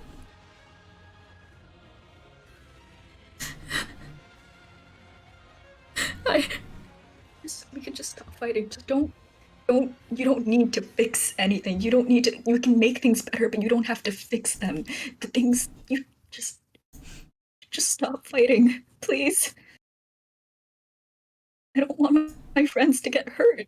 I don't want you to get hurt. It was like you said, I never had to do this. I should have never done this, but I listened to a monster and I trapped everyone. And I held on to everyone, but it's not my responsibility because I'm not good enough to do this and I was never good enough to do this. And they've all just been suffering because I've kept them suffering. So if I can just take their pain away, if I made them keep going through it, then I can stop it. I can stop it too. If I'm the problem, then I just remove them from me so they don't have to deal with me ever again. Killing them isn't going to stop their pain. First step, you should be listening to what they have to say. Because I saw what happened. Xibalba told you things. Did you ask what they wanted? They're on the floor. They're begging for help.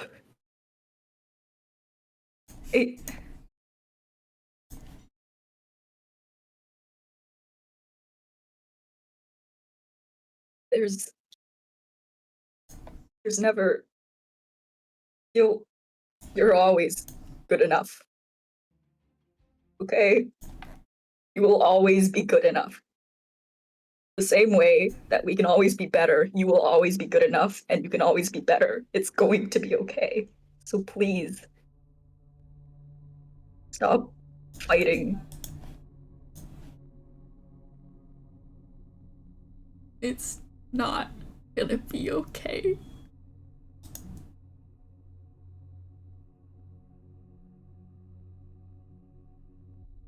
The roots are inside me. I'm going to help. The roots are inside me.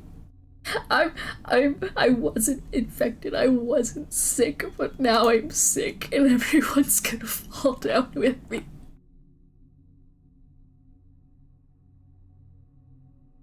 Because I listened to them out. We'll get them out. No, how? I don't know. I just don't want my friends to die. I just don't want anyone. I just wanted to help. This isn't the same as my Sepulturnum, but it's Sepulturnum. Damn it. I didn't come here with a full step idea of how to exactly fix everything and save everyone. I just knew I wanted to help. I just knew I wanted to do something. Because even if the world ends at some point, at least I could say that I tried. Because what's the point otherwise if we're not trying? I just wanted to try and help. I failed you. I know. I'm sorry. I want to make up for it. I don't know how, but I just want to talk.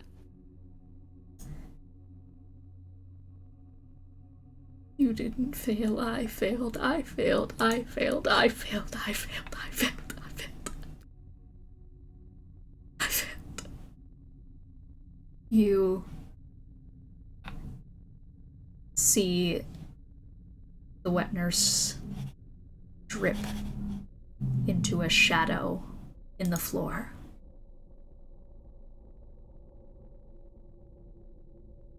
And the illithid sinks back into the ground and follows. We are out of initiative.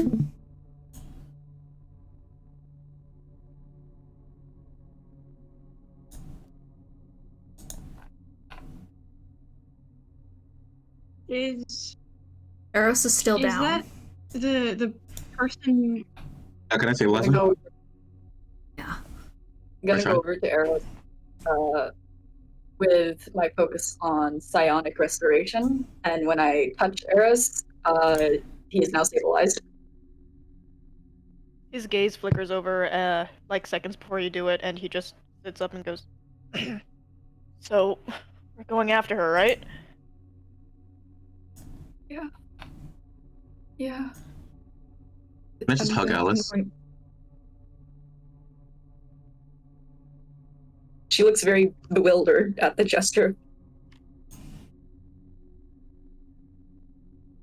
Yeah, I'm not gonna say anything, I'm just gonna stay there. Okay. Other people need it more. There are people are in Devarim. here right now. You got through to her.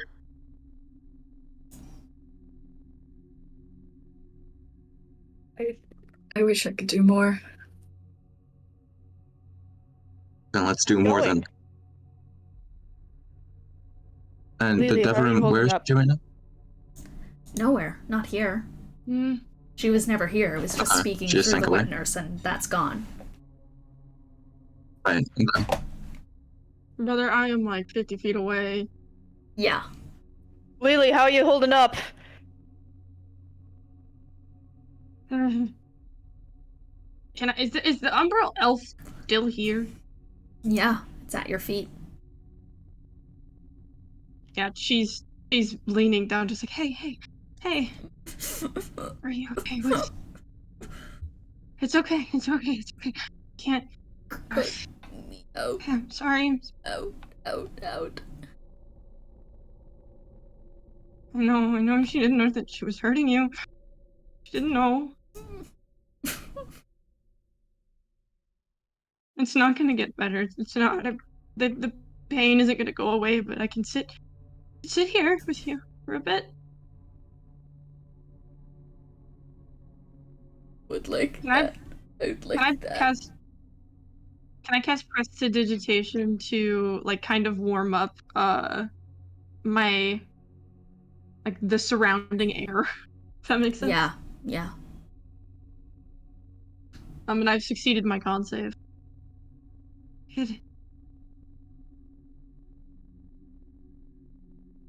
Why? I survived. Why now? I don't know.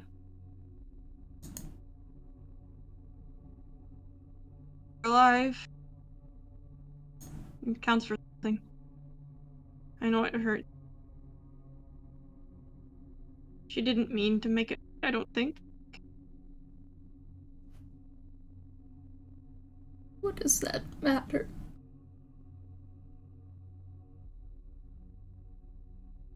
I don't know.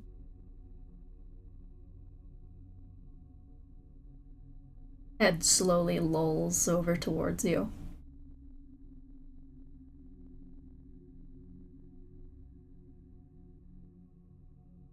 You all are left in this room filled with ulcerated, tunneling wounds.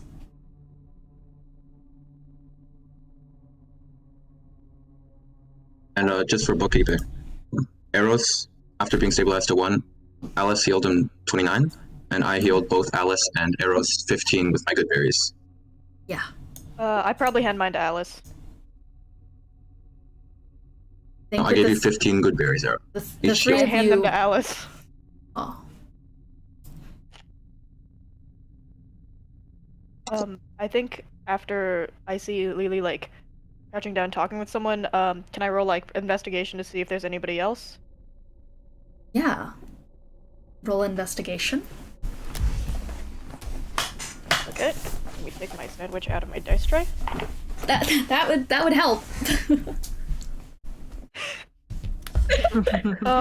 Any chance I I can can help make that. this, Oh yeah, sorry. any chance I can make this a perception roll?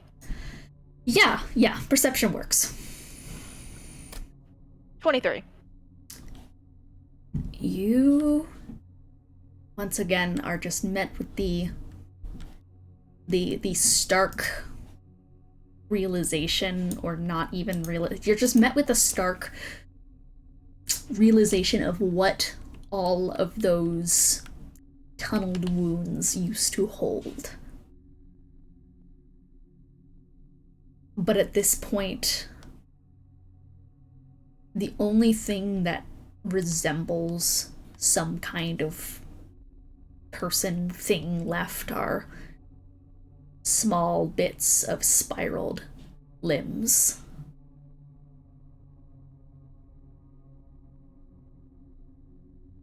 But you also see within one of these deep tunneling wounds a small silhouette off in the distance of one of those tunnels. Something tiny. Like a little trinket.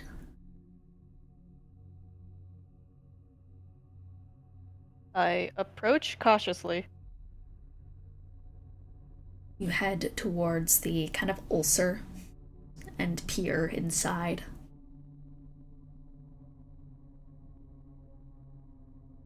You once again see, or I guess this would be the first time Aros has seen it, as Aros was kind of backed up from the rest of the party when Xibalba attacked them last, but wrapped in the arms of a putrid, overworn corpse of where Malenko's soul used to be held,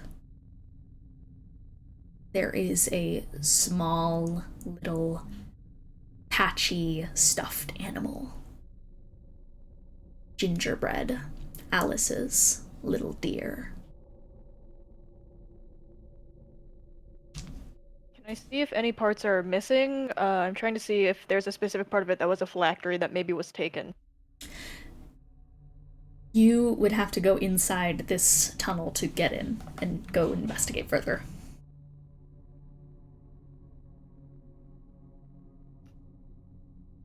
I take a quick glance back. How far is it in the tunnel? Pretty far. Like 40 feet climb Okay. inside.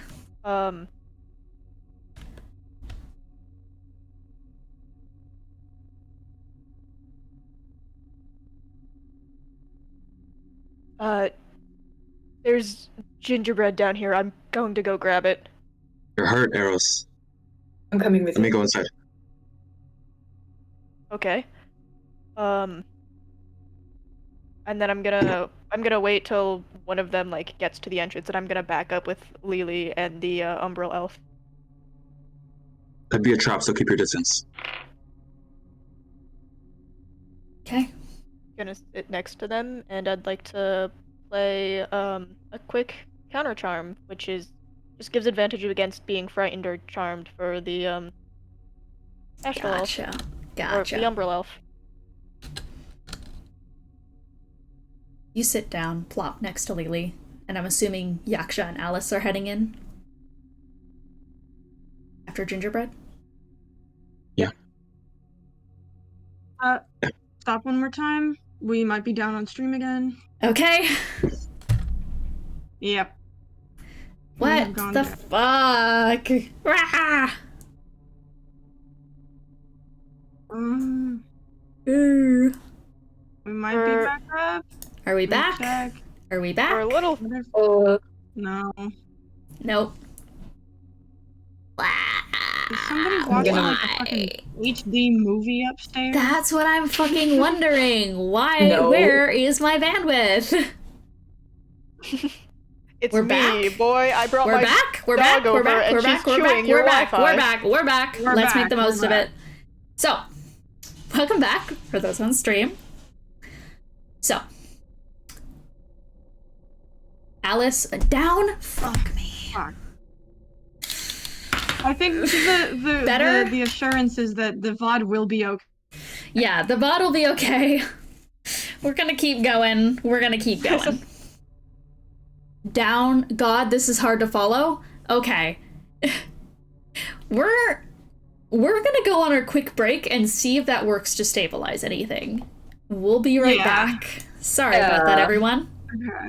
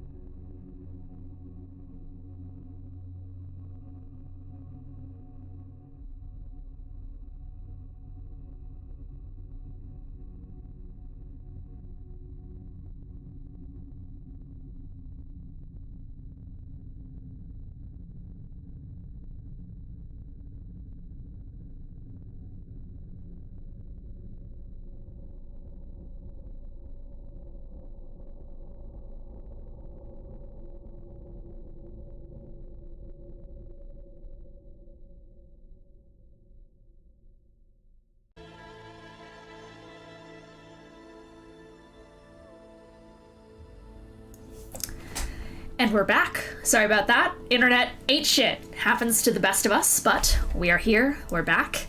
And we are going to pick things back up off again. 1 second. Let me just look at the stream time. Are you fucking up? Are you holding strong? Okay, she's holding strong for now. All right, we're up. We're up. So we are going to start back up from Lelee just had a conversation with an Umbra elf on the ground, and Aros has just spotted Gingerbread off in the distance. At this point, the party has not seen exactly like what Lelee is talking to, what Lelee is up to on the ground over there, but Aros, in an attempt to try and look around and find more survivors or find more information or just find anything else happening at the current moment, sees a glimpse of the small, familiar plushie off down an ulcerated hole in the distance. So, let's jump back into things. Aros? There's gingerbread through here. I'm going to go grab it. No, Aros, you're hurt. Just let me. Don't see I'll what go it's. too. Grab the corpse too. It's familiar. The corpse? Is the corpse there too? Okay. Malenko. I'll just be heading there, trying to grab it. Keep your distance if you can. It might be trapped. Just be careful. So, All right. Yaksha, you're going inside? Yes. If that's the case, then I'm assuming at this point, Lelee, you're still sitting off to the side, just kind of quietly, about 50 feet off in the corner. I think Aros, I'd imagine that Alis and such, you are watching forward kind of intently, ready to follow after Yaksha, because that's what you were about to go and do. Aros, you were also scanning the rest of the room, so eventually your eyes do fall onto Lelee, sitting nearby, kind of crouched a little bit lower to the ground and speaking in a kind of quiet, hushed voice that the other two don't seem to pick up on, but with your cat-like ears, you're able to slightly hear the small whimpers from the thing that Lelee is communing with. I'll crouch down next to her and just go, can we save them? What do you mean? They're alive? Do you want... would this be an Arcana or an investigation? For what? Just trying to glean more information from the Umbral Elf. Of just how its condition is? Yes. Go ahead and roll Arcana. Yeah. I think, yeah, Lelee, you feel Aros slowly slump down next to you and start taking an inquisitive eye towards the small body partially sunk into the ground. And Aros, what'd you get for Arcana? 1. That one. Oh my god. Quite frankly, Aros,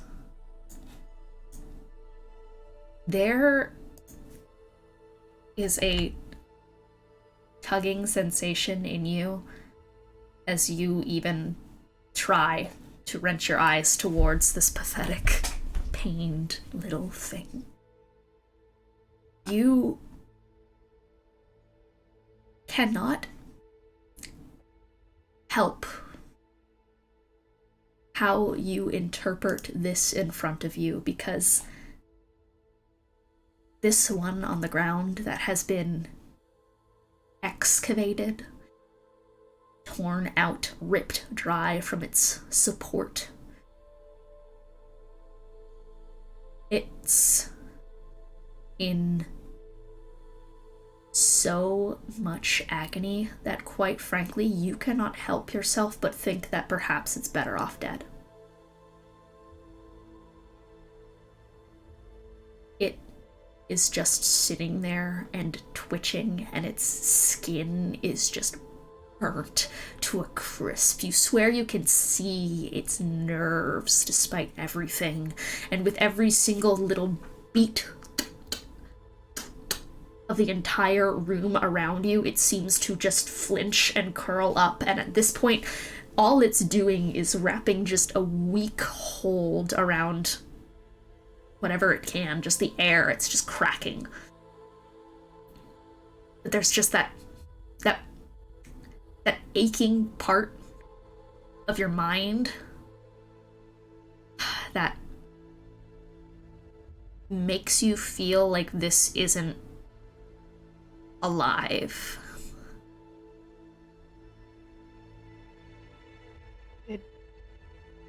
It'd be better to just... He does give it a paw to hold on to. But Lelee, you feel him reach back and flick out a knife.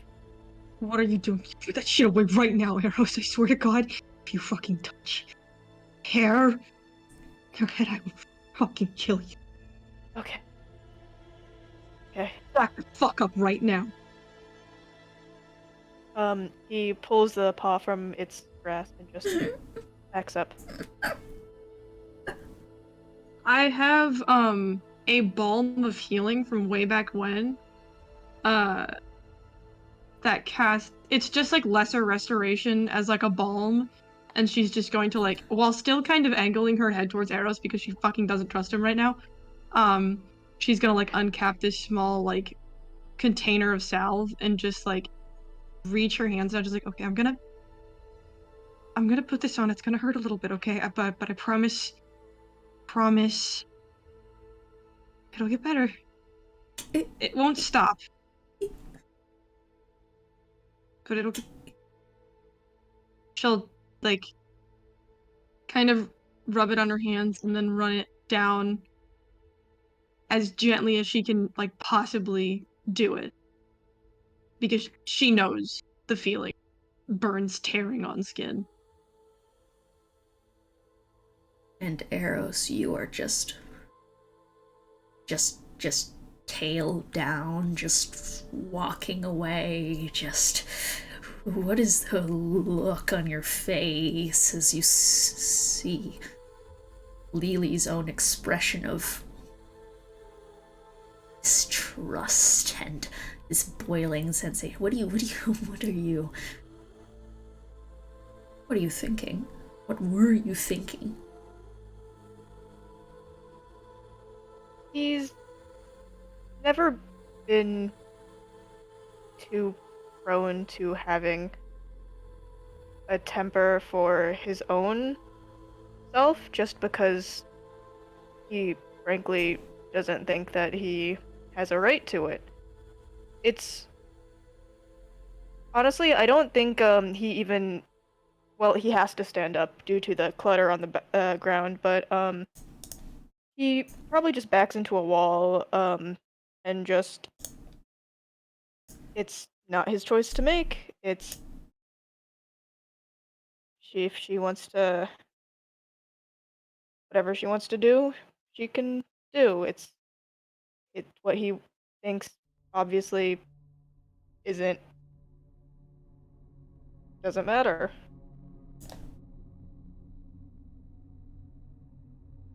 Fuck. You hear this wet noise nearby.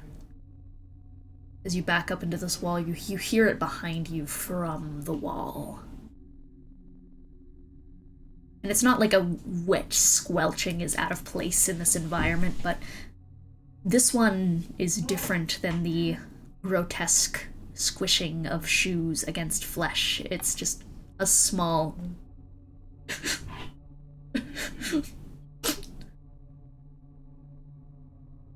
sobbing noise from behind you. He sort of like startles away and he goes, Lelee, someone in the wall, someone in the wall. Whip around.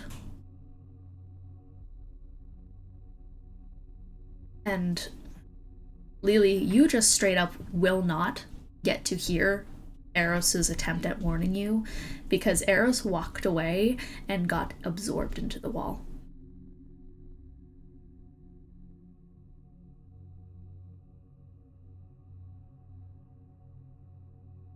And Aros, as you spin around on your heels, you find yourself in a spiraling room with the sound of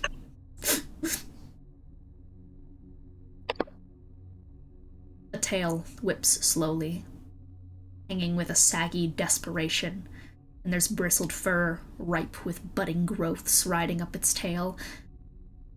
But in a near-rehearsed manner, the cat in front of you just stiffens. Its eyes grow stark and serious. And there is a genuine attempt to try and hide the obvious wetness dripping from their white, gold scleras and slitted black pupils. As Levi is sitting in front of you. Every time. What do? I feel around my head to see if he's still in there or if it's something new. You get the sense that, almost like before, when you've stepped back into your mind and saw that great kind of unending spiraling location that had all of those previous voices speaking to you, you get the sense that in some way you've entered back into that area, spiraled inward. Wait, what? I don't know what's happening. What do you expect me to know? That's on me, I guess. What are... It's not... Is it this physical? No. What? Every time. Every time. How do we manage? How do we manage? He's going to walk over and give him a hug. Immediately, Shoulder checks you off. Every time. We're not left to just die every time we stick around. How do we keep managing to come up with new, fun solutions to fuck things up?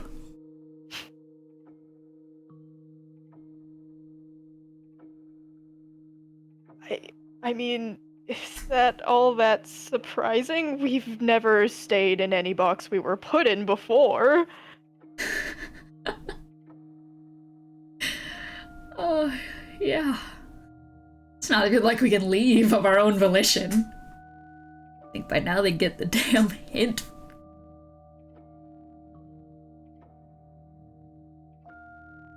How many times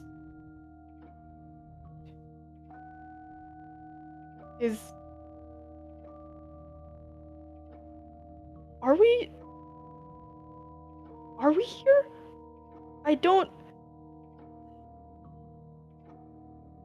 I'm worried about taking too much time away from them. Taking too much time away? That's all we do.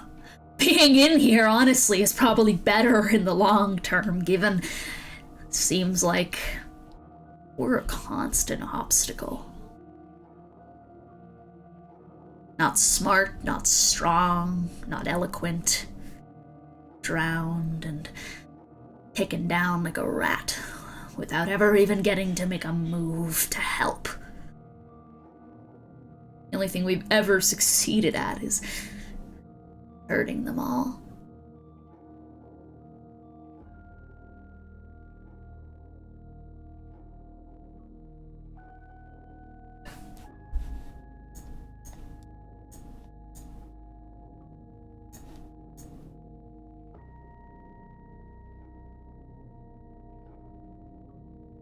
Are we back?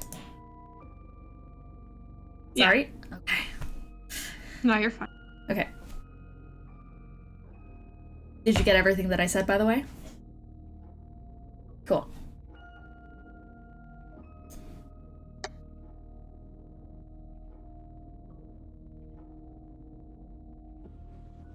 I've just been thinking.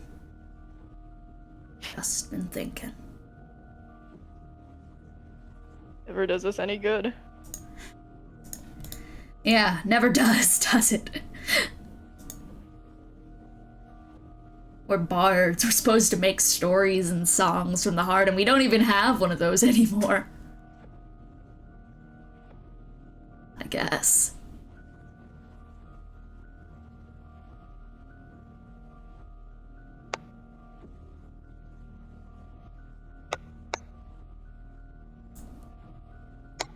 Is it helping to cry, to do what Gideon told you to do? Kind of a slow hissing through the teeth. They left you to die, you know. Yeah. And? You know, they left you to die too. Of course they did. I'm me. Did you see that face? They're all gonna leave you behind. Of course they are. I'm me.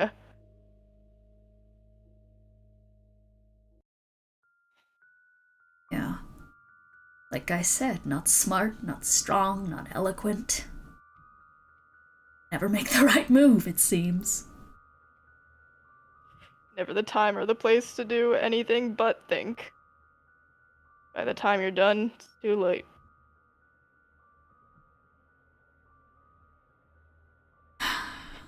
Is it? You never answered the question. Is it helping?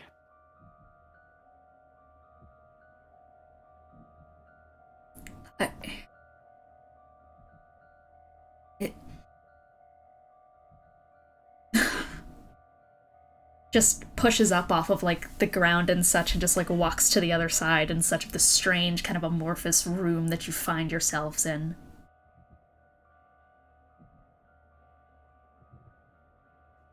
It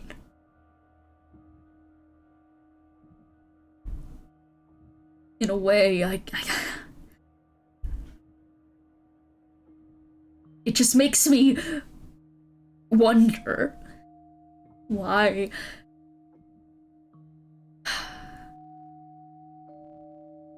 It's been making me think.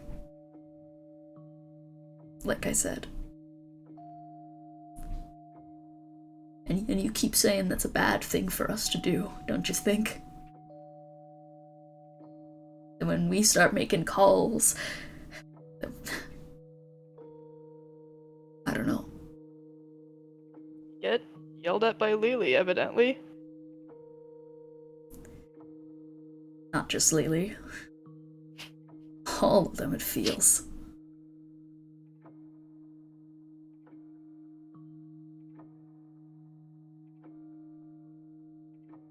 But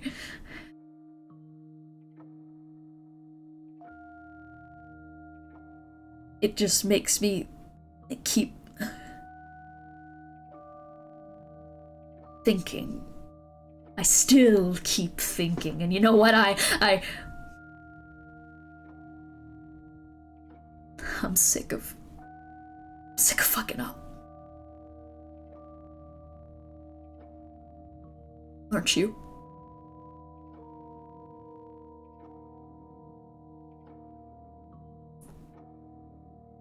I mean, obviously, but aren't you sick of being competent? That's what got you into this. It's what got this place. And aren't what you it is tired? now. Aren't you tired of being useless? You know I am. But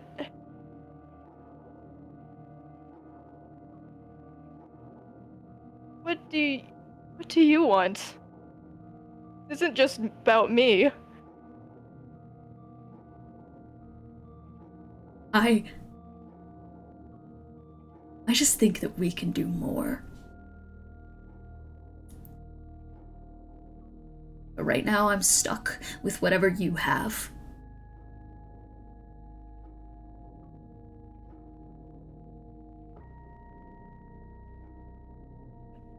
What are you suggesting? You want to be useful?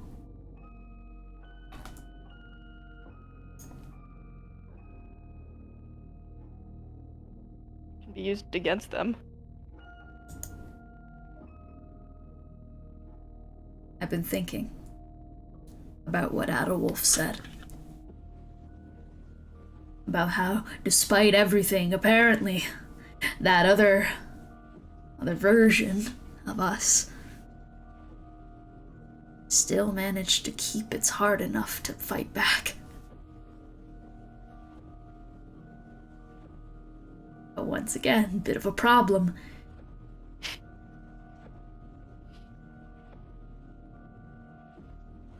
I'm tired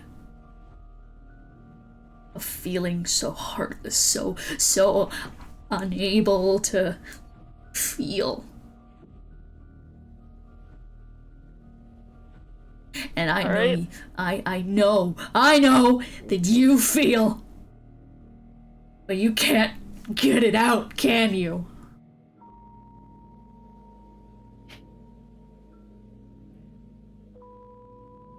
Yeah, I mean, yeah. That's the entire point. Of the flowers, right?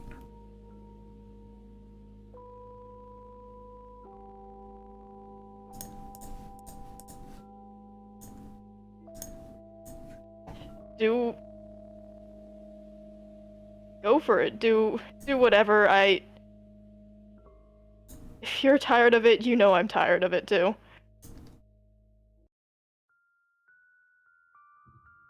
Then I want you to hear me out. Okay. I don't know what happened to us, but we clearly don't have this anymore. Flowers make us ache like we still have it.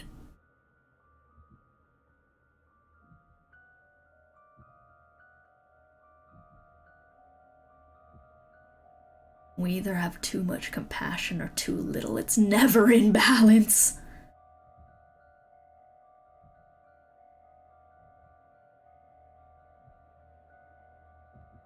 It's just all or nothing. Dead or alive.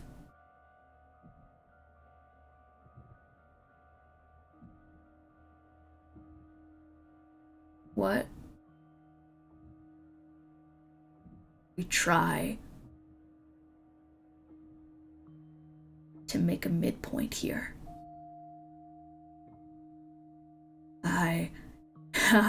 I've got not a fucking clue how, but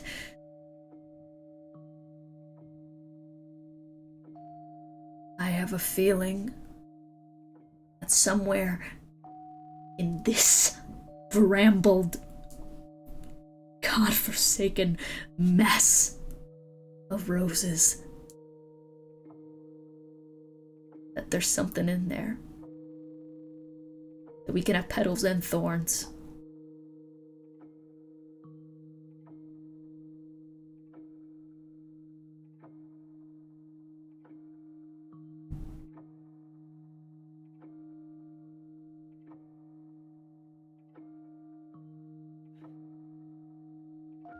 I mean, I've been convinced. What is it that we're doing? Finding.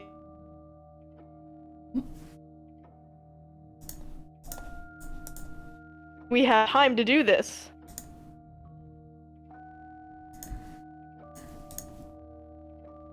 That's why we're gonna have to figure it out as we go. We have to. Because let's be honest, there's not gonna be a moment that we have to just rest and figure this out. And it's very clear that we can't. We don't have the time to figure this out for just ourselves, do we?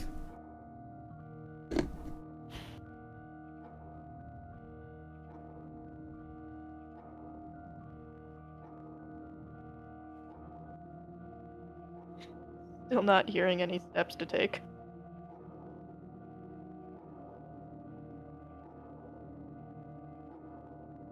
already started taking them.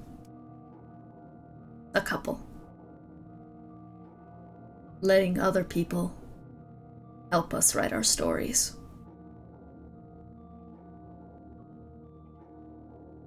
And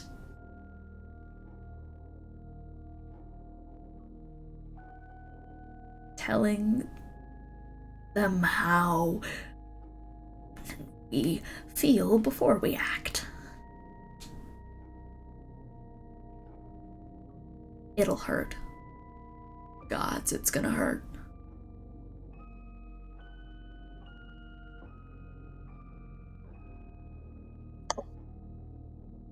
Catalyst before the... or cocoon, I guess, before the final form, like blowflies. Like glowflies.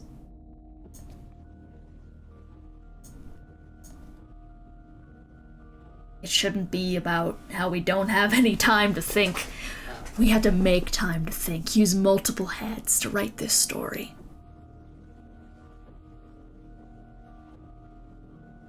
Let's work with them. Can we do that? Don't have an option. Might as well.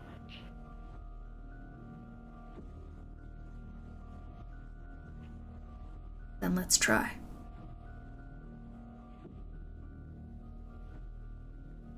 And Levi steps back into shadows. And you jolt back to reality. Did Aros just disappear for like 5 minutes? Yeah. Aros? Oh.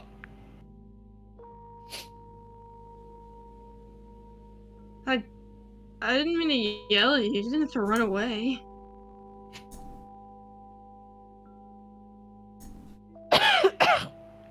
Okay, yeah, fair.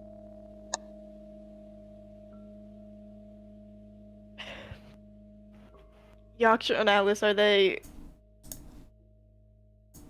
I can't tell. I didn't even know they were leaving.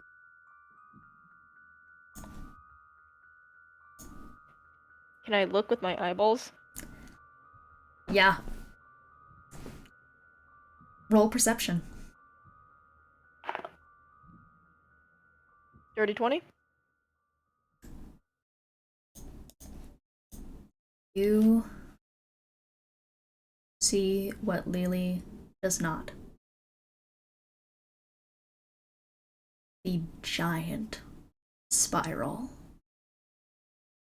in front of you both. Yaksha. You entered the tunnel first. Is that correct? That is correct. As you start to crawl your way inside this slow, cracking crevice, you find yourself hearing the sound of something compressing behind you. And before you can even begin to process what exactly has happened, the entire room around you has gone dark.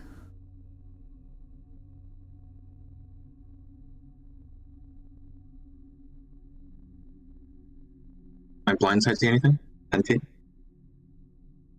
Just the tunnel ahead. I should keep moving. You continue to crawl through, kind of trying to quicken your pace as much as you can to try and get in and out as much as you, like, as quick as possible. And eventually, you find yourself reaching the lip of the edge of this tunnel that leads out into the room where you saw Malenko and Gingerbread waiting for you. Okay.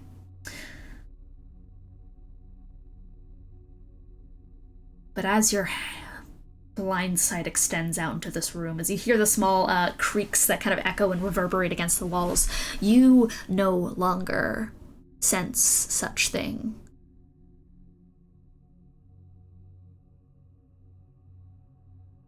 You sense a figure. Tall, grizzled. You can't tell the features right now just due to the fact that everything is currently still in darkness, but you get the silhouette. Twisted horns stretching out from eyes, up to form a loop around what looks like the silhouette of one great eye. Hands with eyeballs on their palms, kind of a larger set frame. Tall. Long beard, kind of platinum-ish hair that kind of swoops off to the side. And a gaze that looks at you with vitriol. And ears that curl up with a subtle, sickening point. Wi-Fi! Hang on. We're dropped? Goddamn. 1 second. Shoot. You were doing so well. It was okay.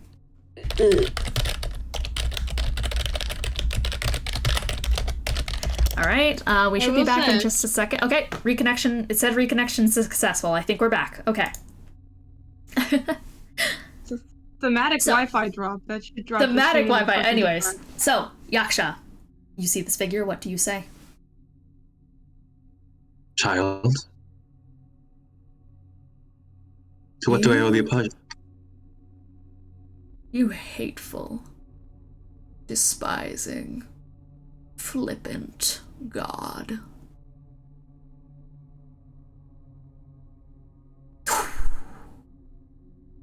A light in the room appears, kind of manifesting from all of the kind of sunlight glow tattoos across his frame. They look radiant.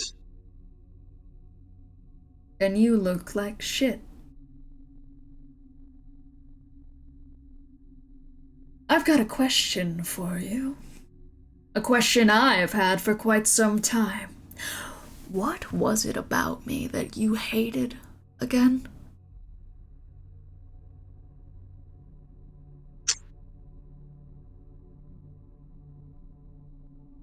I hated that you weren't completely human. And I treated you wrongly because of that. Shockingly upfront of you, I have to say. What? I've been trying to own up to my mistakes. Oh, have you now? Well, I've got to say, it's quite a breath of fresh air. Oh. But if only that would have stopped everything, right? If you were to have just admitted it. If only it was all over now.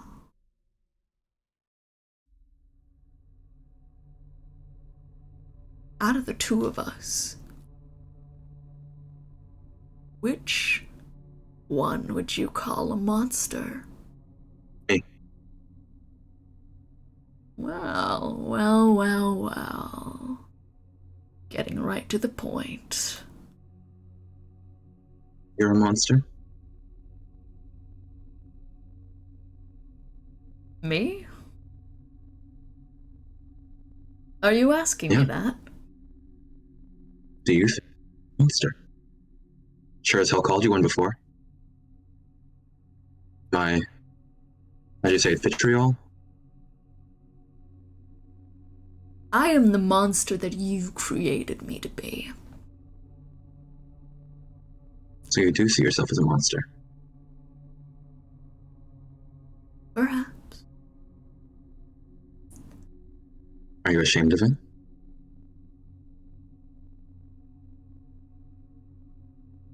I am inflamed by it. The pain, the gruesome suffering, where I know that my entire existence was banking on the fact that I got abandoned instead of outright killed.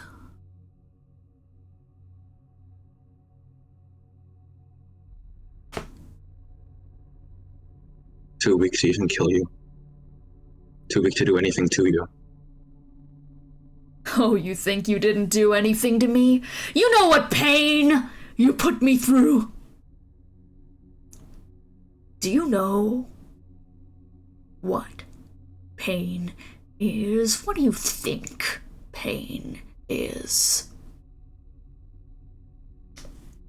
About to show me? It's about time that I learned. You want to suffer, don't you? For what you did.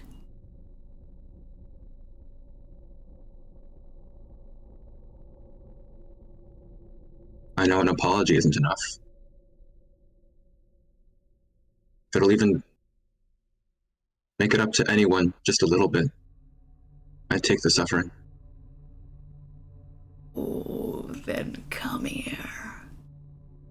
Come here and suffer what you put me through.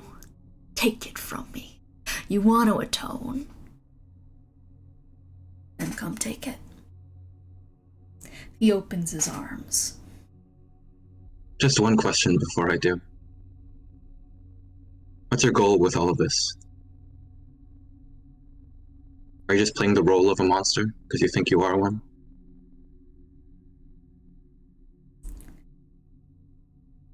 I think that's a question you should turn inwards. Maybe I should. Gonna step forward. Got a hug you're offering? That is indeed what is being offered to you. I'm gonna give it. I'm gonna take it. You take a step forward towards it, your arms outstretching. And before you can press yourself into a hug, you feel your arm jerk up to your own throat, with Arfioladana pressed against your neck, right along the scar seam. Don't you dare.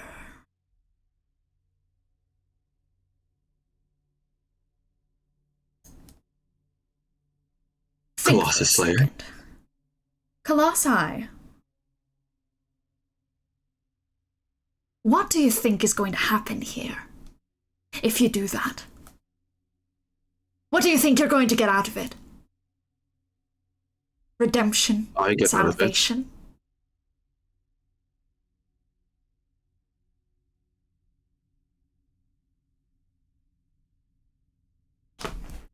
This isn't about what I get out of it anymore. If they want vengeance, then so be it. Is it not about what you want? Because by the looks of things, you've hardly even realized that this right here, this offer being given to you, is something that you so desperately want.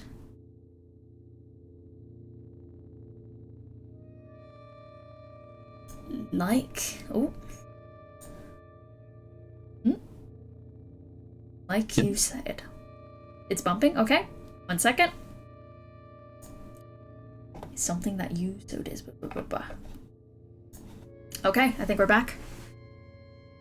So we're gonna start off. I'm gonna What pick does up it matter what I want anymore? If I want them to get satisfaction, who am I to prevent it? It's not about what I want or I don't want. You're right. It's about what they want. Don't you want to kill me? Once again, I think you're getting conflicted upon your own feelings here, because I'm gonna be honest, I don't want you dead. You want yourself dead, don't you?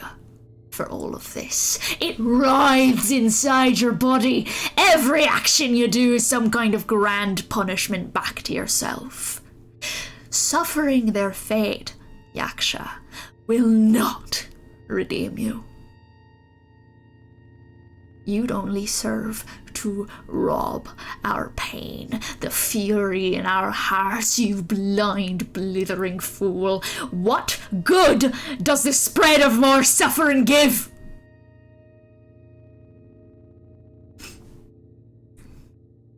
There are some who are gonna want it.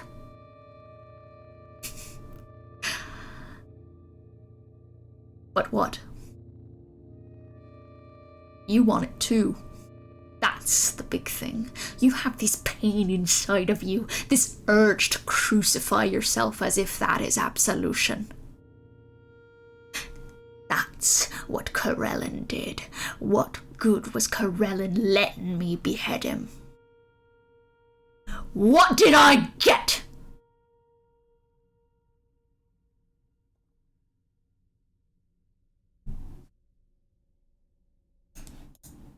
Only got suffering. As suffering only begets more suffering. What would you have me do?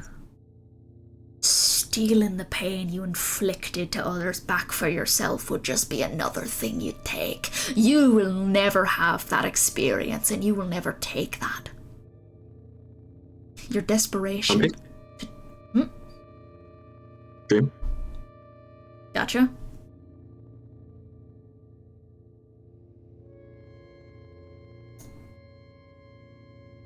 Okay. Long enough?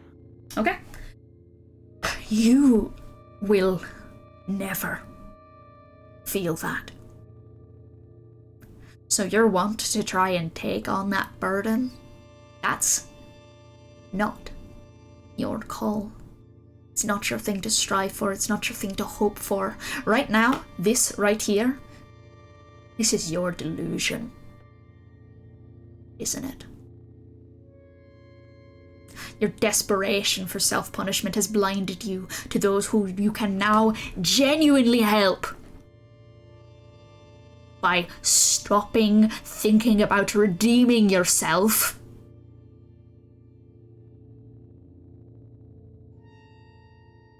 And just doing.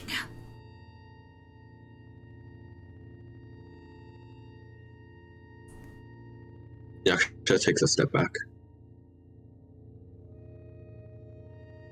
You're right. This whole time I thought I was just being selfish again.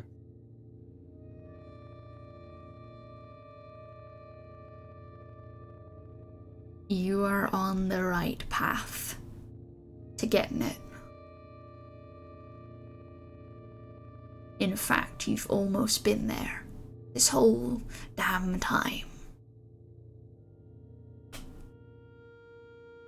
It's what makes you different, isn't it?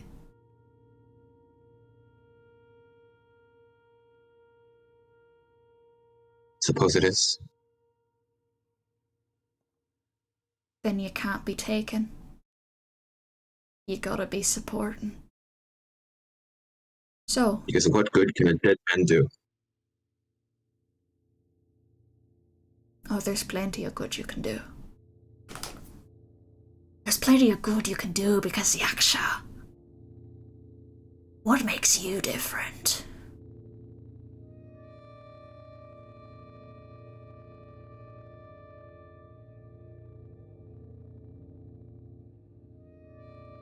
A colossi. I'm alive.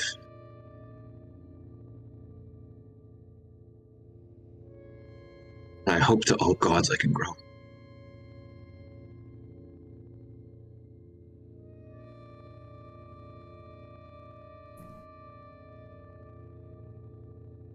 My friend, what makes you different is that you're not a colossi anymore, are you?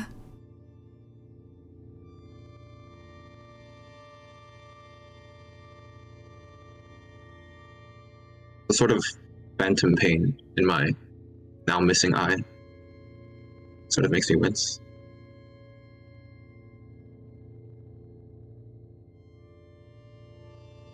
No, I'm not.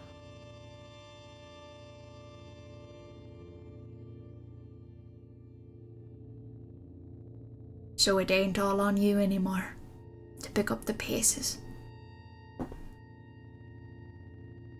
It's time to walk alongside your fellow man.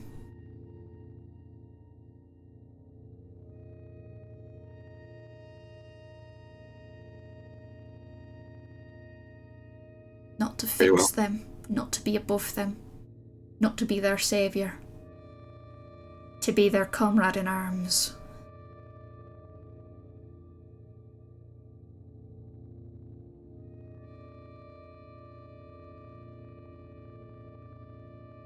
Right? I can do that. Because I must do that.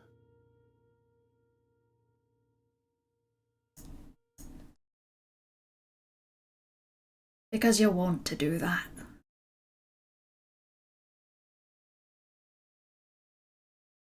Because I want to do that. Good.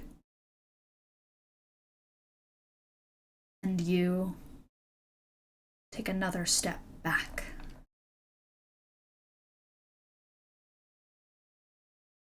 And that is when you see the void that is unfurled out around you. Alice, you saw Yaksha crawl through that small cavernous space and get swallowed up into nothingness right in front of you. So in turn, what did you do? Probably instinctively, immediately.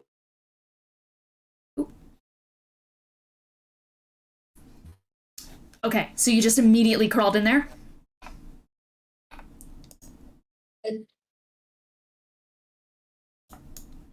Sorry, you cut out a little bit. That might be on my end.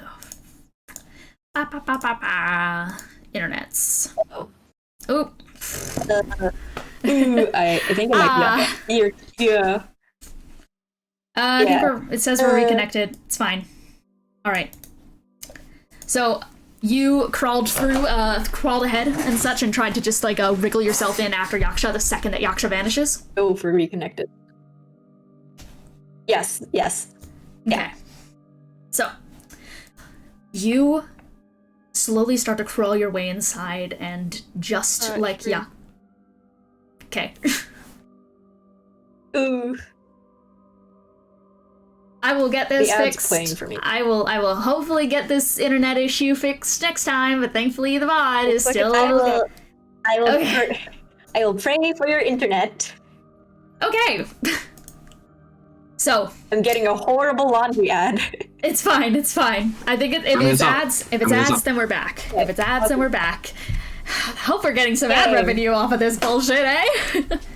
So, Yeah. Alice, you find yourself surrounded in darkness. But despite that, the visage of gingerbread ahead of you does not vanish. In fact, it is the only thing that becomes apparent as you make your way through this tunnel.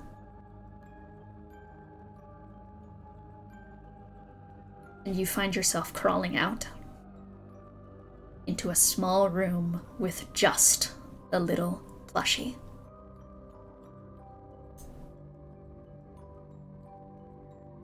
Where did Milan go? Where did Yaksha?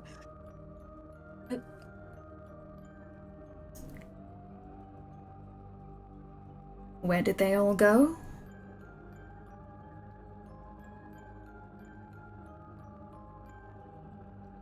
Is that your question?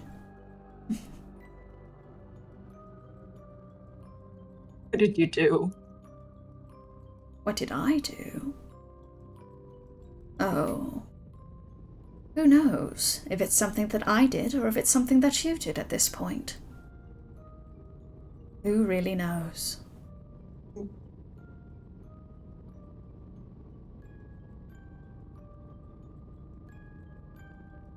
At the end of the day, we're both working off of the same source, aren't we? So if something goes a certain way, well, that is the will of both of us. Not even both of us, that is the will of me. Right. And you are me.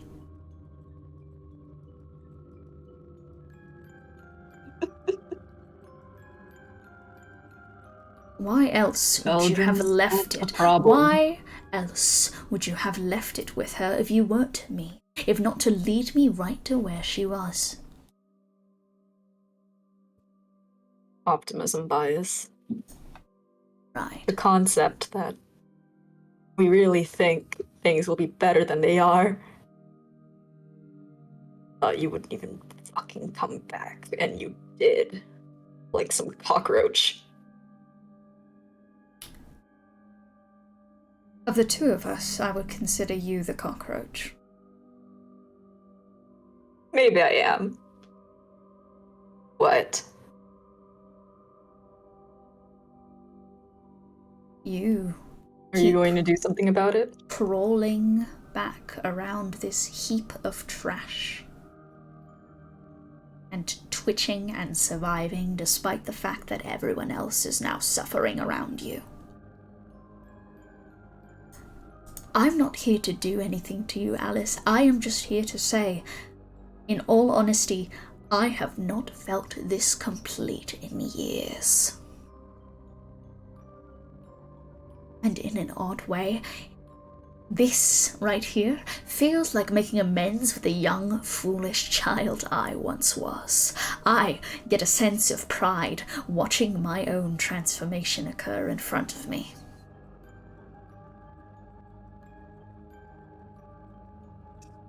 Is that what you think this is? That is what I know this is.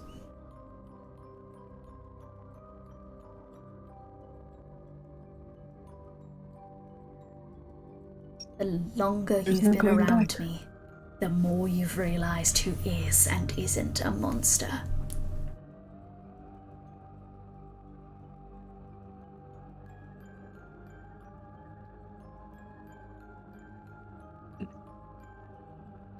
That's funny. I should be mad at you, but I'm not. I just know what to do now. You've realized just how much you've wanted to put things right, to make sure that everything is in its place, haven't you? Oh, I know what I'm doing.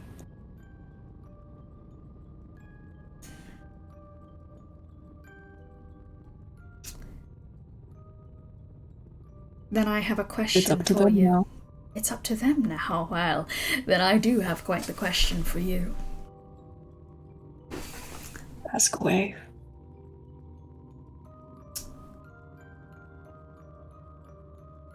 Do you think that this is what Sepaternum deserves? You're going to have to be more specific than that. Right here, right now, molded into an infinite labyrinth of undeath and pain. Is this what the elves deserve, what the Devarim deserves?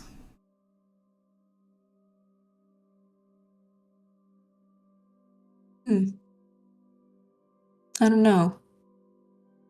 What's your answer? If you think our wills are so unified, then my answer will be the same, right?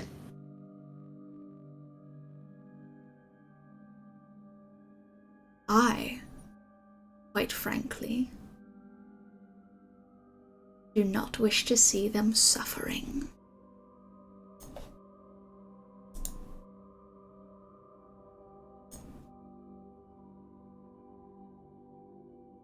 That's your answer? What's yours?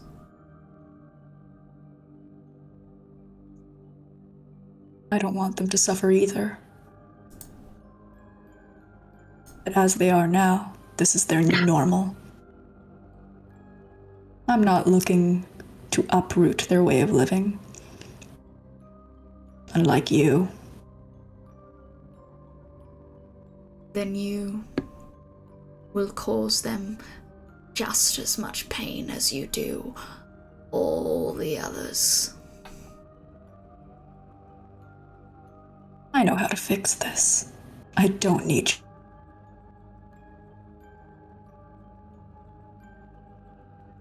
You really are turning into me.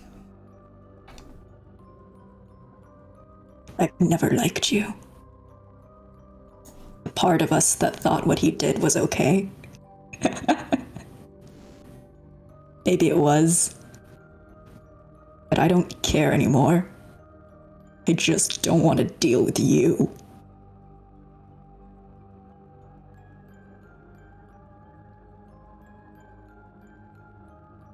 The darkened figure stares you down, coated in a long cloak of shadow, and you swear for a sheer stark moment that it smiles gruesome teeth at you.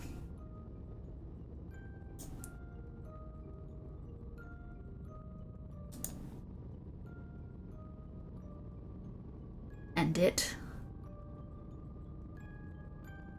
takes a single step back. Well then,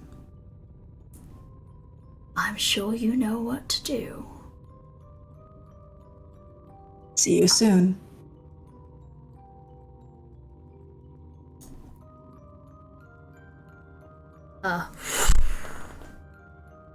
Around you.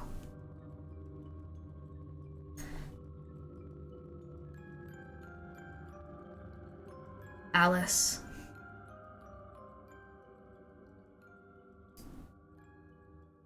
You are left in a room with Devarim.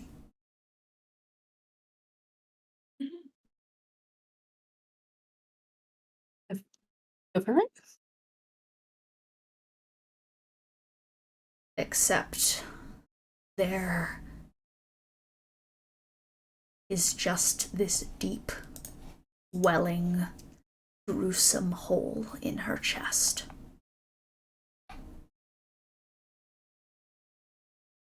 That spirals inward.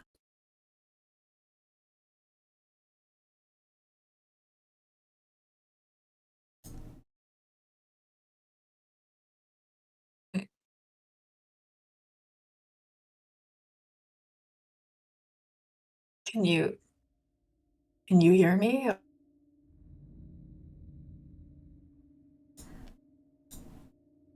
How do I? Do you approach it? Or investigate or anything? Yeah, she approaches it. Yeah, I'm gonna roll investigation as she approaches. Oh, that was bad. I think I have high investigation. Actually, no. Ooh, that was better perception instead. Yeah, go for it. Great, that's an 18. She looks horrific.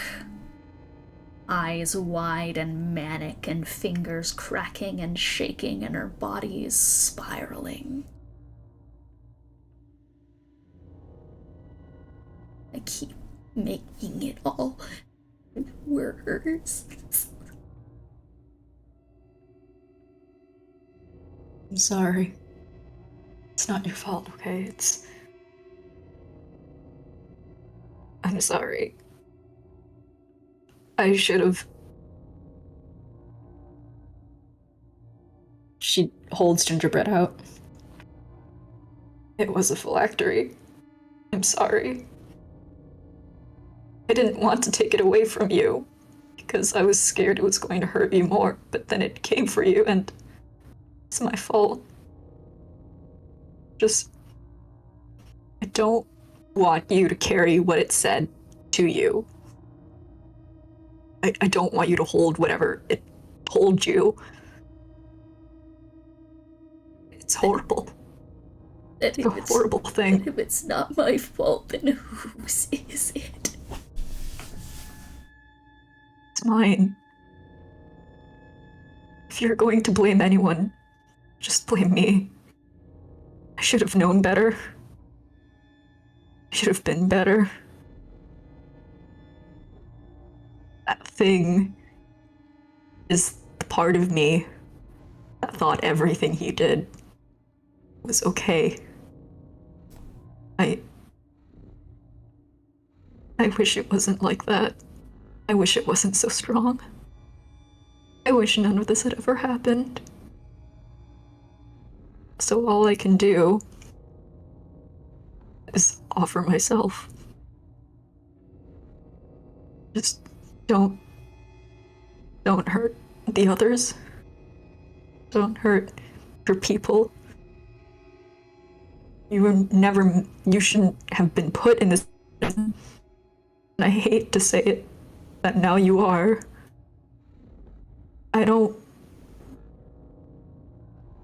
You don't hurt them. Don't hurt them. Don't try to fix them. Fixing isn't helping. Just listen to them. Just do your best, like you've always been doing. I'm sorry. Then what are you doing? It appeared to us. It had gingerbread. I thought it killed you. I was scared. What are you doing? What are you doing? I have an idea. I'm going to give us the best chance that we can. I know it's strange to trust me, so you don't have to. But I was really glad to meet you. And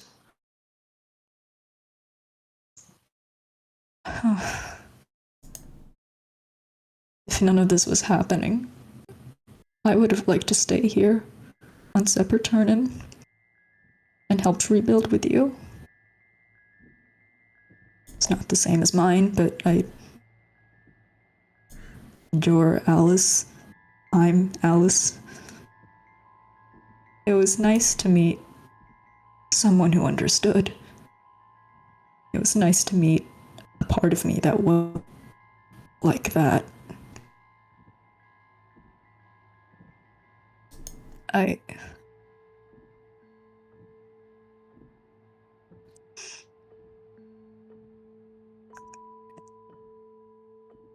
Do you know where my friends are? Are they hurt? Are they?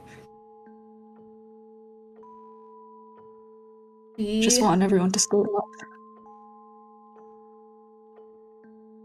She is staring at you with eyes that fully glazed over into nothingness the moment that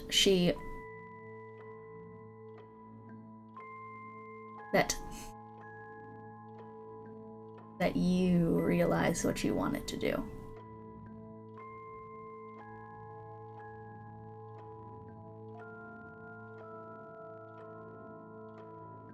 It has gone entirely deadly silent. Like a doll.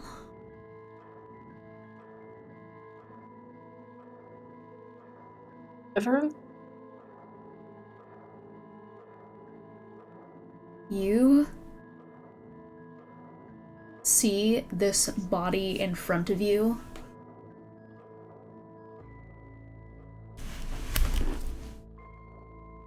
And you see a grotesque, growing mass spiraling out from the interior of her outward.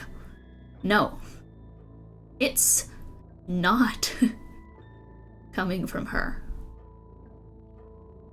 Her arms, her chest, everything like that, it's all spiraling, but it's not all leading forward. That is not the main center. It's not. Because you realize as you are starting to look around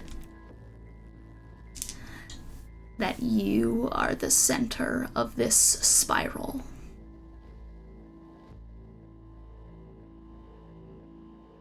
and through the walls, ripping through her body, contorting outwards and stretching across everything. You see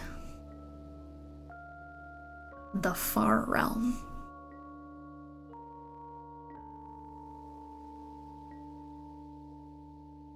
Yaksha, Aros, Lelee.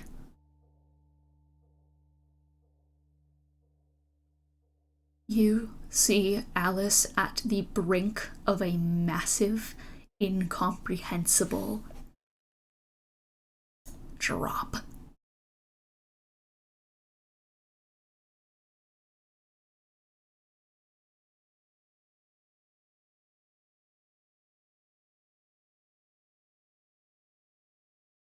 Alice,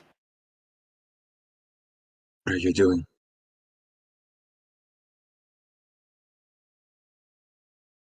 It was going to be this easy.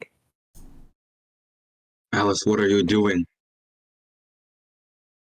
No, see, I didn't have time to explain, but here's the thing. Here's the funny thing.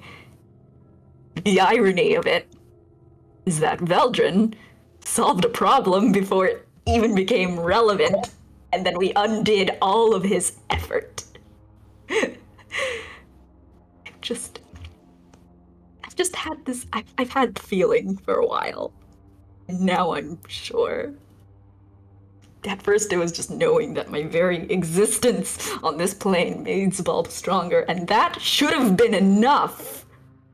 I should have been smart enough to know. I should have been logical. I should have listened. I should have known better. I was hopeful. I was naive. I thought we could do it. I thought things would be okay. I thought I could actually help. But you all know what happened. I'm just an extra limb. I'm just an extension of it. Isn't that horrifying? I've always thought this place was a membrane's tear away from the far realm, but I didn't think it was really going to be this easy.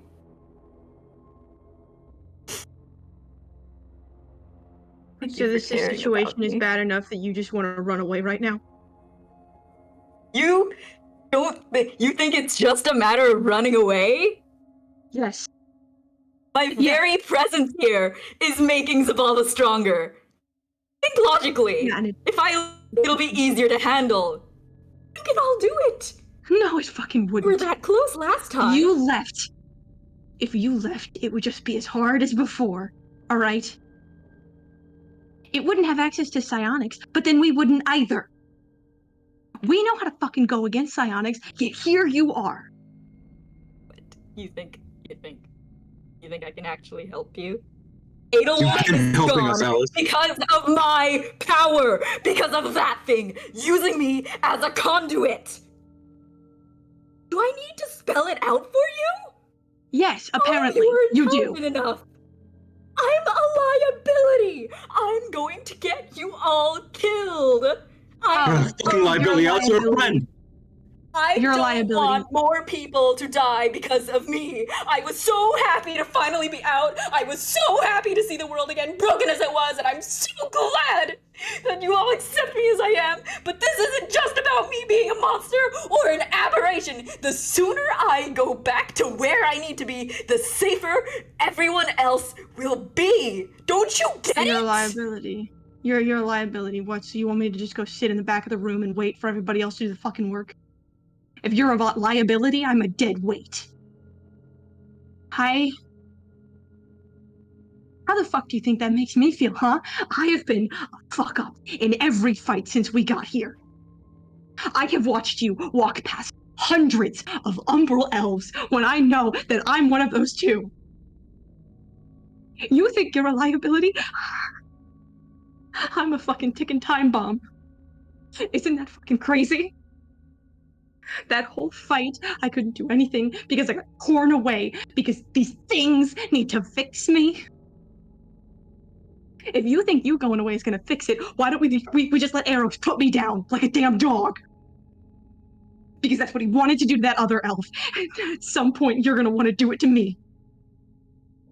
Because nothing is worse than being in pain, right? You know, leaving Leaving?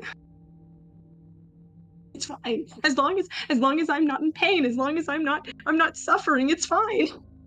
I just run away. It's fucking great for you, you know? It's not a fix it. Alice. Alright, I want you here just as much as everybody else. Alright. But I'm not gonna sit here and let you call yourself a liability. I've been left behind in every situation. We didn't have time for you to tell us your plan. We've never had time. God, I just want to go to sleep. I just want to lay down. You wanted time to explain to us why you thought that going away would fix the problem. Why do we need a fix? Why do we need a solution? Why? Not the same. It's not the same. It's not okay. It's not the same. What am I supposed to do? That elf. What? I have Stay. Queen of Minerigold's life. You think I can just walk up to Xibalba and stab it and everything will be okay? No. We can't even walk 5 feet towards it. Yeah, and I can't even walk 1 foot. I'm standing in the same damn place because I can't fucking move. You gonna leave me behind because I'm a liability? Because I can't get close enough to it to hurt it?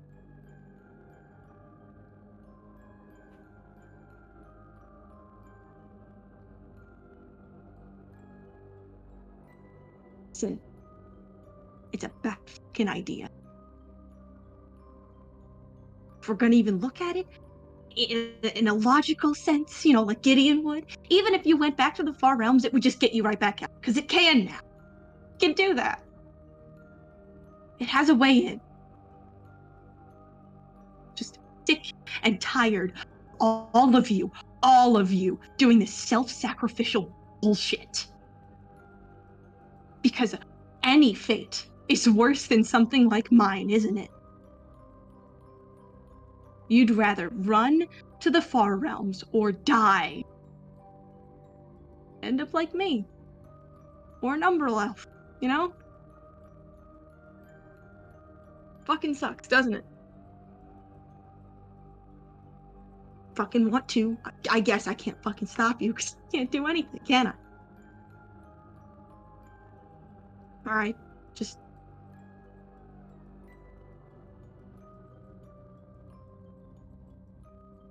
I don't want it to take you.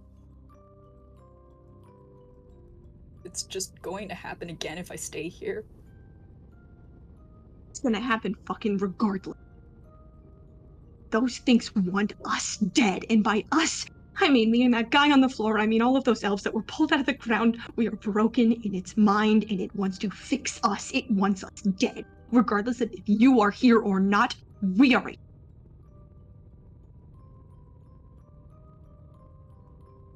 All of you talking about wanting to fix things for the Umbral elves and then just leaving. Just deciding that leaving is the best option. Isn't that fucking crazy?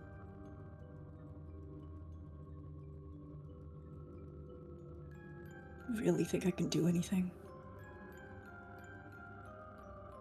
You're the only one who can care.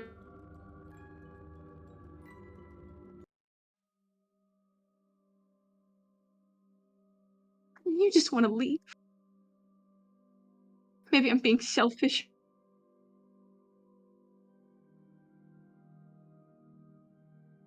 Maybe it's fucked up of me to prioritize my own wants, but goddammit, I just want to be held sometimes. Isn't that crazy? I just want to feel somebody without it terrifying me or terrifying you.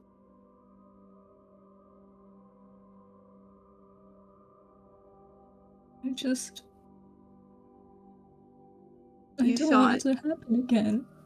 It's going to happen. You thought it would be an easy fix. Everyone always thinks it's an easy fix. Gideon thinks it's an easy fix.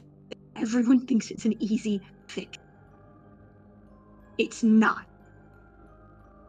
Alright, listen, Alice, sure, you being here let Xibalba teleport Adalwulf away, alright?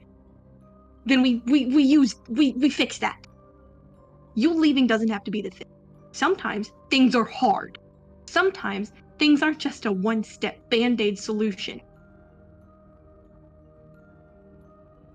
You've got, I hate to say it, but you've got a little Gideon in your mind telling you that you need to move faster than the speed of light on this shit. You can't sit down and think for 5 seconds.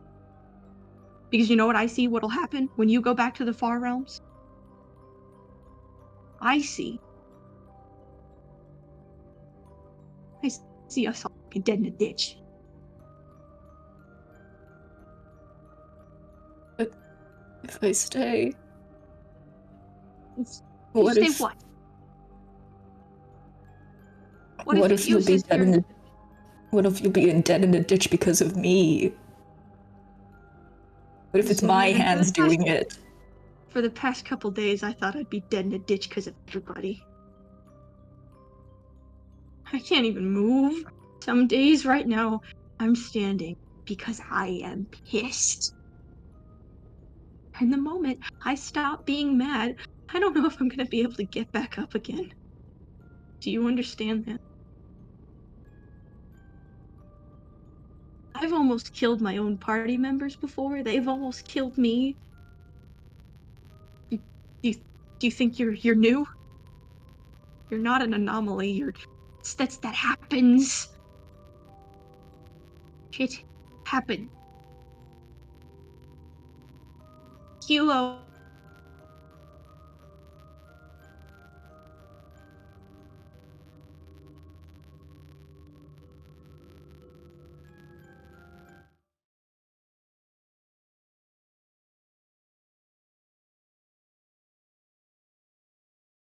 You're muted.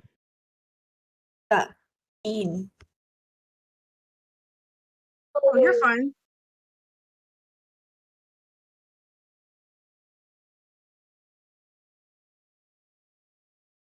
It's the bee in the room. There's a bee?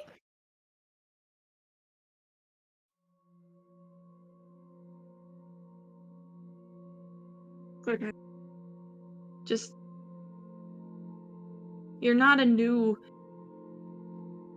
phenomenon.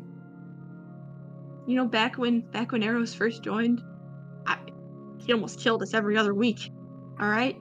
He's still around.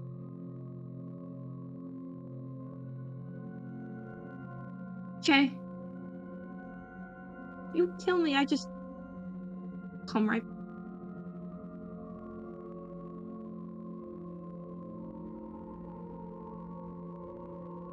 Hey.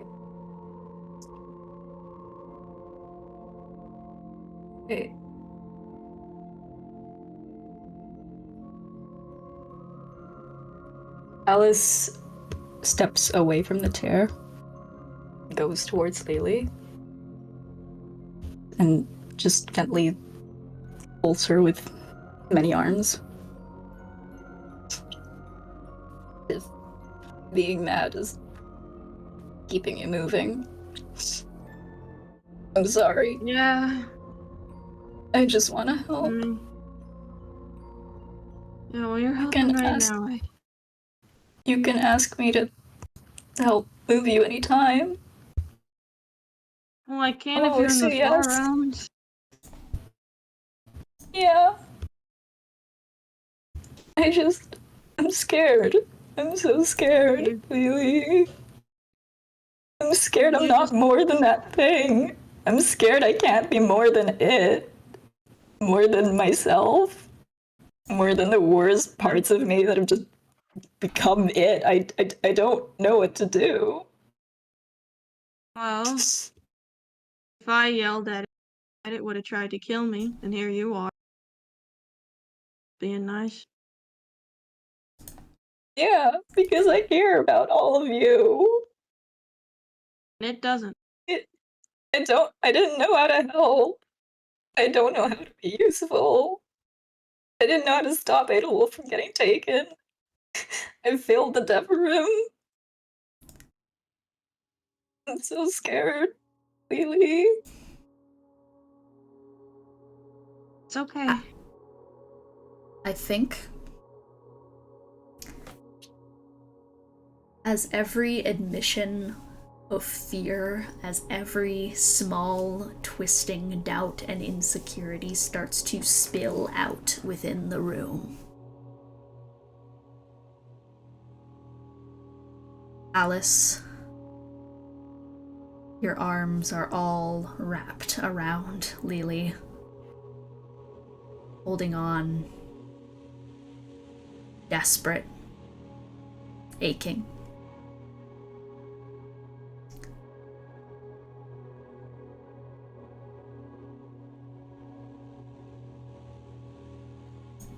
You still hear this horrible thing in the back of your head.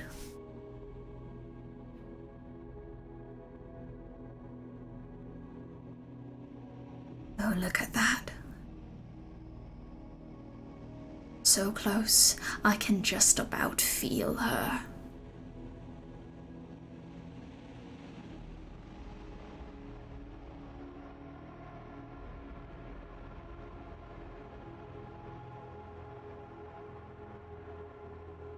Alice, I want you to roll contested intelligence with me. Oh. Oh. Can Just I flat give Alice some intelligence. inspiration? Okay. Flat intelligence, right? Yeah. Dirty 20. Oh, See, fuck in me normal very D&D, fast, that would be a gosh. pretty good roll. In normal D&D.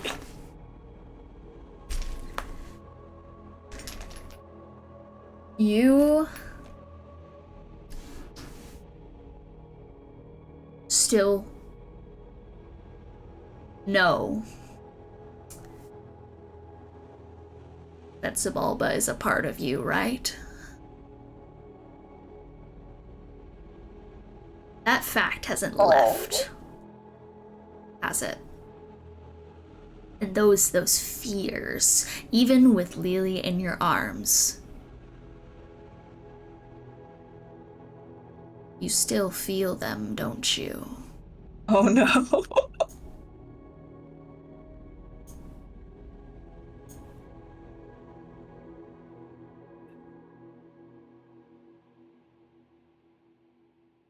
There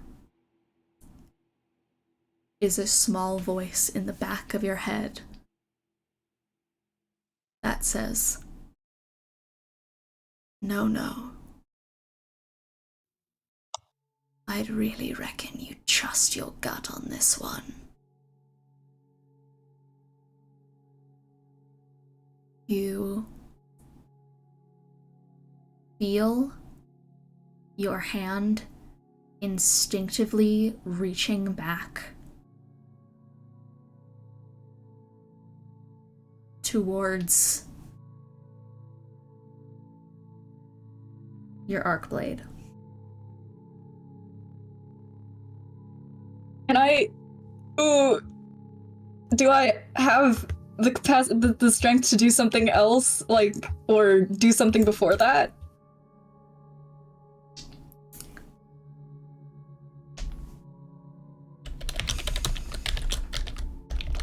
Oh, the call is fucked up. Shit. Balls. Can I use my reaction to make a melee attack? No.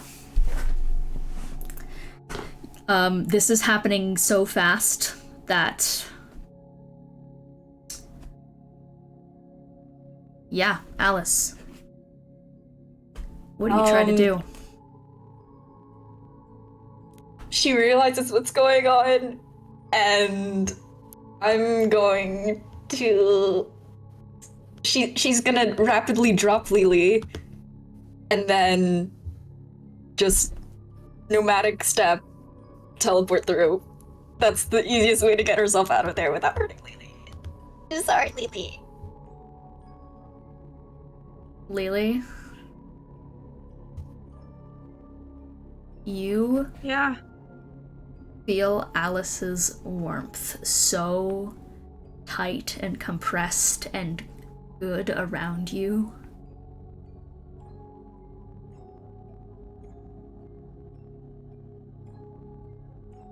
And then it's all just taken.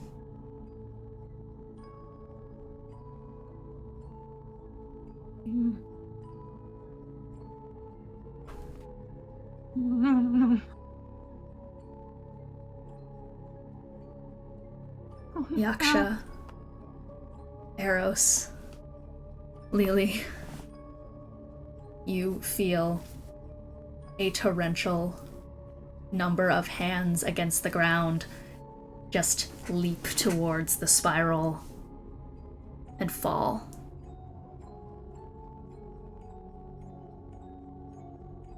And what's so horrid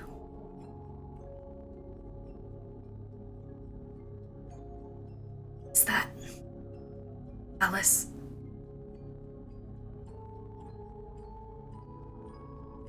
you don't get to know this, but Lelee, who was hugging you, does.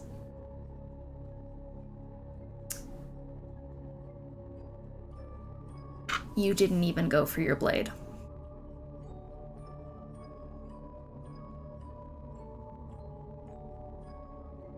You didn't trust yourself.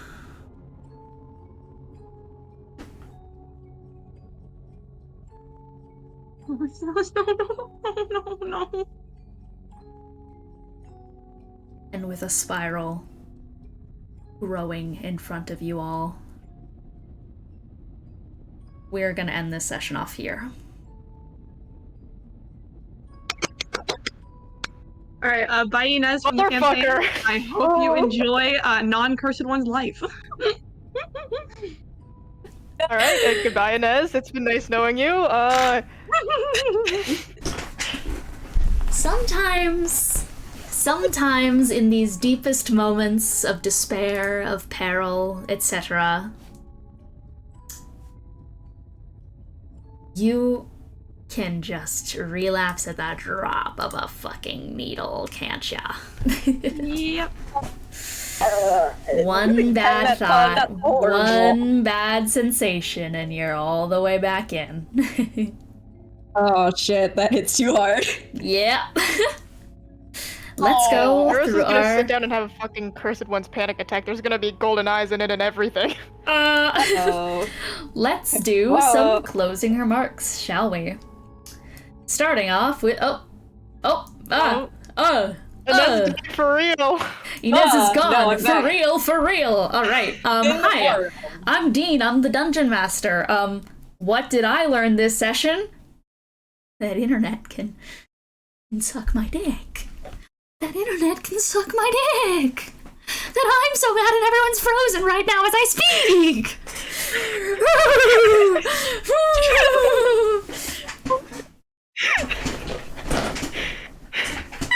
Horrible.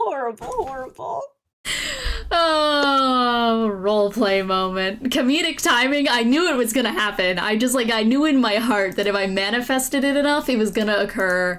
And it occurred, and now we're here, and it's fucking... It's okay. We're at closing remarks. It's great. We're doing so great.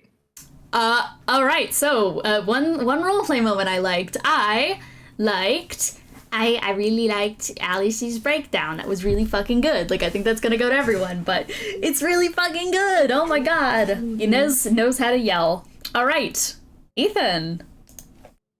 Hi. I learned that the second Yaksha decides to live, Alice decides that she doesn't.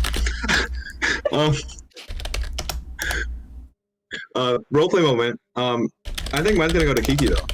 Yelling at Alice. Yeah. Still that same moment, but that whole rant was very good. Alright. Hi, I'm Ro. One thing I learned is that you sure can put a deer at the end of the spiral and we'll all fucking go for it. The deer!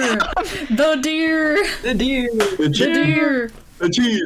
And then the little roleplay moment the little roleplay moment I liked is also gonna go to Kiki at the rather close to the beginning when Dean describes Lelee being put like set down on the ground and the little like horrified reaction. I really liked that. Yeah. All right. Next up, Kiki. One thing I learned is that the cursed ones just can't stop splitting up. Huh? This shit keeps happening. It's not a What split the up, fuck? just it's not. No, I know. It's just in the context of the of the game itself, not like out of character, in character. This shit keeps happening. They keep fucking taking my shit. Is it still down? Is the stream down? What the fuck? No, fuck. It's up not. It's for me. up. Hello? Oh my god, Okay, I stopped not. and restarted Oh my stream God. just for that, bruh. Alright. Bruh. It's okay. Anyways, Kiki, did you, go on. Roleplay moment. Yeah, roleplay moment. I really liked Alice's and the Devarim's interactions today. They were great. Yeah, I liked them. I had a good time. And Ines. Hi, I learned that,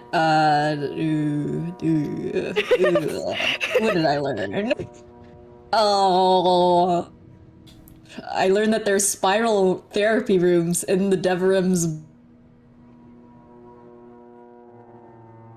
Amazing time for it to pause. Amazing. Next week, unless we don't. Alright. Oh no! Amazing! Can you say that again? I don't know if they have Nope.